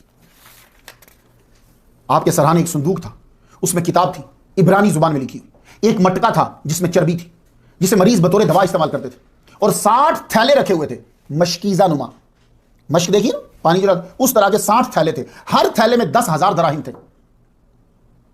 جو ضرورت مند ہوتا وہ آ کر ان تھیلوں سے ضرورت کے مطابق ادھار دراہم لے جاتا، اور اگر وہ خوشحال ہونے پہ واپس نہ کرتا تو کوڑ میں مبتلا ہوتا۔ یہی وجہ ہے کہ جو آدمی پیسے لے جاتا تھا، جب اس کے پاس پیسے آ جاتے سب سے پہلے آ کر وہ یہاں واپس کرتا تھا۔ اور حضرت ابو موسیٰ اشعری رضی اللہ تعالیٰ عنہ کو ایک انگوٹھی بھی ملی، اس انگوٹھی کے اوپر کیا ہے کہ 2 شیر جو ایک آدمی کے پاؤں میں۔ اب حضرت ابو موسیٰ اشعری رضی اللہ تعالیٰ عنہ نے تفصیلی خط لکھ کر امیر المومنین حضرت عمر رضی اللہ تعالیٰ عنہ کے دربار میں مدینہ بھیج دیا۔ ان کا تذکرہ میں 140 نمبر سٹوری پہ کرایا۔ خلیفہ دوئم امیر المومنین کی طرف سے جواب آیا، کتاب مدینہ روانہ کر دو، چربی کچھ ہمیں بھیج دو برکت کے لیے، اور باقی تقسیم کر دو، دراہم آدھے غربا میں بانٹ دو، آدھے بیت المال میں جمع کرا دو، انگوٹھی تم رکھ لو، جسد انور کو بیری کے پتے ملا کر گلاب کے عرق سے پھر ان کو غسل دے دو، اور جنازہ پڑھاؤ اور خفیہ طریقے سے دفنا دو۔ آپ نے خط ملتے ہی حکم کی تعمیل کی، کتاب اور کچھ چربی مدینہ روانہ کر دی، انگوٹھی آپ نے خود رکھ لی، یہ آپ کے خاندان میں کافی عرصے تک رہی۔ گلاب کے عرق میں بیری کے پتے ملا کر حضرت دانیال علیہ السلام کو غسل دیا، سفید کی باتی کپڑے کا کفن دیا، اور حضرت موسیٰ اشعری رضی اللہ تعالیٰ عنہ نے جنازہ پڑھایا۔ 13 قبریں بنائی لوگوں کے سامنے، 13 قبریں بنا دی، جسد انور رکھا رہا، سارے لوگ چلے گئے۔ رات جب ہو گئی تو حضرت انس رضی اللہ تعالیٰ عنہ اور حضرت ابو موسیٰ اشعری رضی اللہ تعالیٰ عنہ دونوں نے مل کر ایک قبر میں ڈال کر ساری قبروں کو برابر کر دیا۔ تو حضرت دانیال علیہ السلام کی اصل قبر، اصل جگہ کون سی ہے، یہ دنیا میں 2 ہی بندے جانتے ہیں یقینی طور پر، وہ حضرت انس رضی اللہ تعالیٰ عنہ اور حضرت ابو موسیٰ اشعری رضی اللہ تعالیٰ عنہ۔ باقی سب کا صرف اندازہ ہی ہے، دراہم غربا میں تقسیم کیے، باقی بیت المال میں جمع کرا دیے۔ کتاب کے متعلق آپ کو جستجو تھی کہ اس میں کیا ہے، تو آپ کو معلوم ہوا کہ کتاب ملتے ہی حضرت عمر رضی اللہ تعالیٰ عنہ نے کعب بن احبار کو بلایا، وہ عبرانی زبان جانتے تھے، انہوں نے پوری کتاب کا عبرانی سے عربی میں ترجمہ کیا۔ ابو العالیہ نے آگے بتایا کہ کتاب کے اندر کیا تھا، ان سے یہ بات آگے مشہور ہوئی۔ وہ کہتے ہیں ساری کتاب میں نے پڑھی، ان کی باتوں کا خلاصہ یہ ہے کہ وہ یہ کہا کرتے تھے کہ اس پوری کتاب کے اندر سیرتکم و امورکم و دینکم و لحون کلامکم وما هو کائن بعد، اس میں تمہاری سیرت تھی، تمہارے معاملات تھے، تمہارے دین کا تذکرہ تھا، تمہارے کلام کی خوبصورتی تھی، وہ چیزیں جو ہونے والی تھی وہ تھی اس کے اندر۔ اگر آپ مجھ سے پوچھیں تو میں بتاؤں گا کہ اس کتاب کے اندر بلکہ دوسری کتابوں کے اندر بھی یہ چیز یہ آیت موجود تھی تفصیلاً۔ وہ کیا؟ ہم قرآن مجید میں جو پڑھتے ہیں محمد رسول اللہ والذین معه اشداء علی الکفار رحماء بینہم تراہم رکعا سجدا یبتغون فضلا من اللہ ورضوانا سیماہم فی وجوہہم من اثر السجود ذلک مثلہم فی التوراۃ ومثلہم فی الانجیل کزرع اخرج شطأہ فآزرہ فاستغلظ فاستوى علی سوقہ یعجب الزراع لیغیظ بہم الکفار وعد اللہ الذین آمنوا وعملوا الصالحات منہم مغفرۃ واجرا عظیما۔ یہ خلاصہ پوری کتاب کا، حضور کا ذکر، آپ کے یاروں کا ذکر، ان یاروں کی صفات، صحابہ کرام کی صفات، ان کی طاقت، ان کا بڑھنا، ان کا قبضہ کرنا، یہ ساری چیزیں، اور دشمنوں کا ان کی ترقی سے جلنا، یہ ساری چیزیں اس کے اندر موجود تھی۔ حضرت ابو موسیٰ اشعری رضی اللہ تعالیٰ عنہ کا واقعہ کمی بیشی کے ساتھ آپ کو ان کتابوں میں ملے گا۔ میں کتابیں اس لیے بتا دیتا ہوں جو ہم آگے تحقیق کرنا چاہے اس بیچارے کو آسانی ہو۔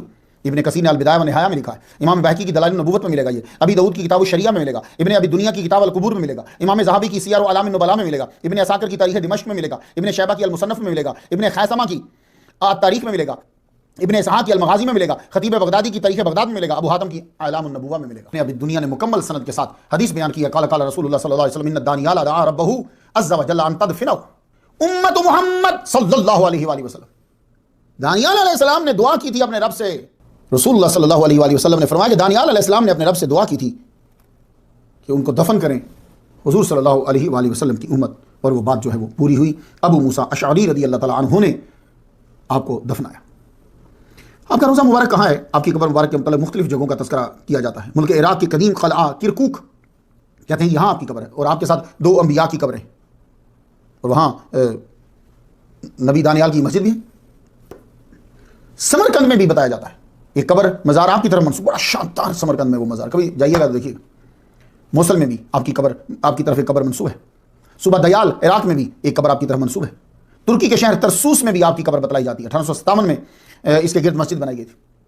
موجودہ اسرائیل کے شہر تل ابیب سے دور ایک شہر دانیال ہے، وہاں بھی ایک قبر آپ کی طرف منسوب ہے کہ یہ آپ کی قبر ہے۔ جزیرہ قبرص میں بھی ایک قبر آپ کی طرف منسوب ہے، مگر مشہور یہی ہے اور قرین قیاس یہی لگتا ہے کہ آپ کی قبر موجودہ ایران کے علاقہ سوس میں ہے، اور اہل تشیع نے صحابہ کرام کی گواہی کو تسلیم کرتے ہوئے وہاں شاندار روزہ جو ہے وہ بنایا ہے۔ تو الفاتحہ۔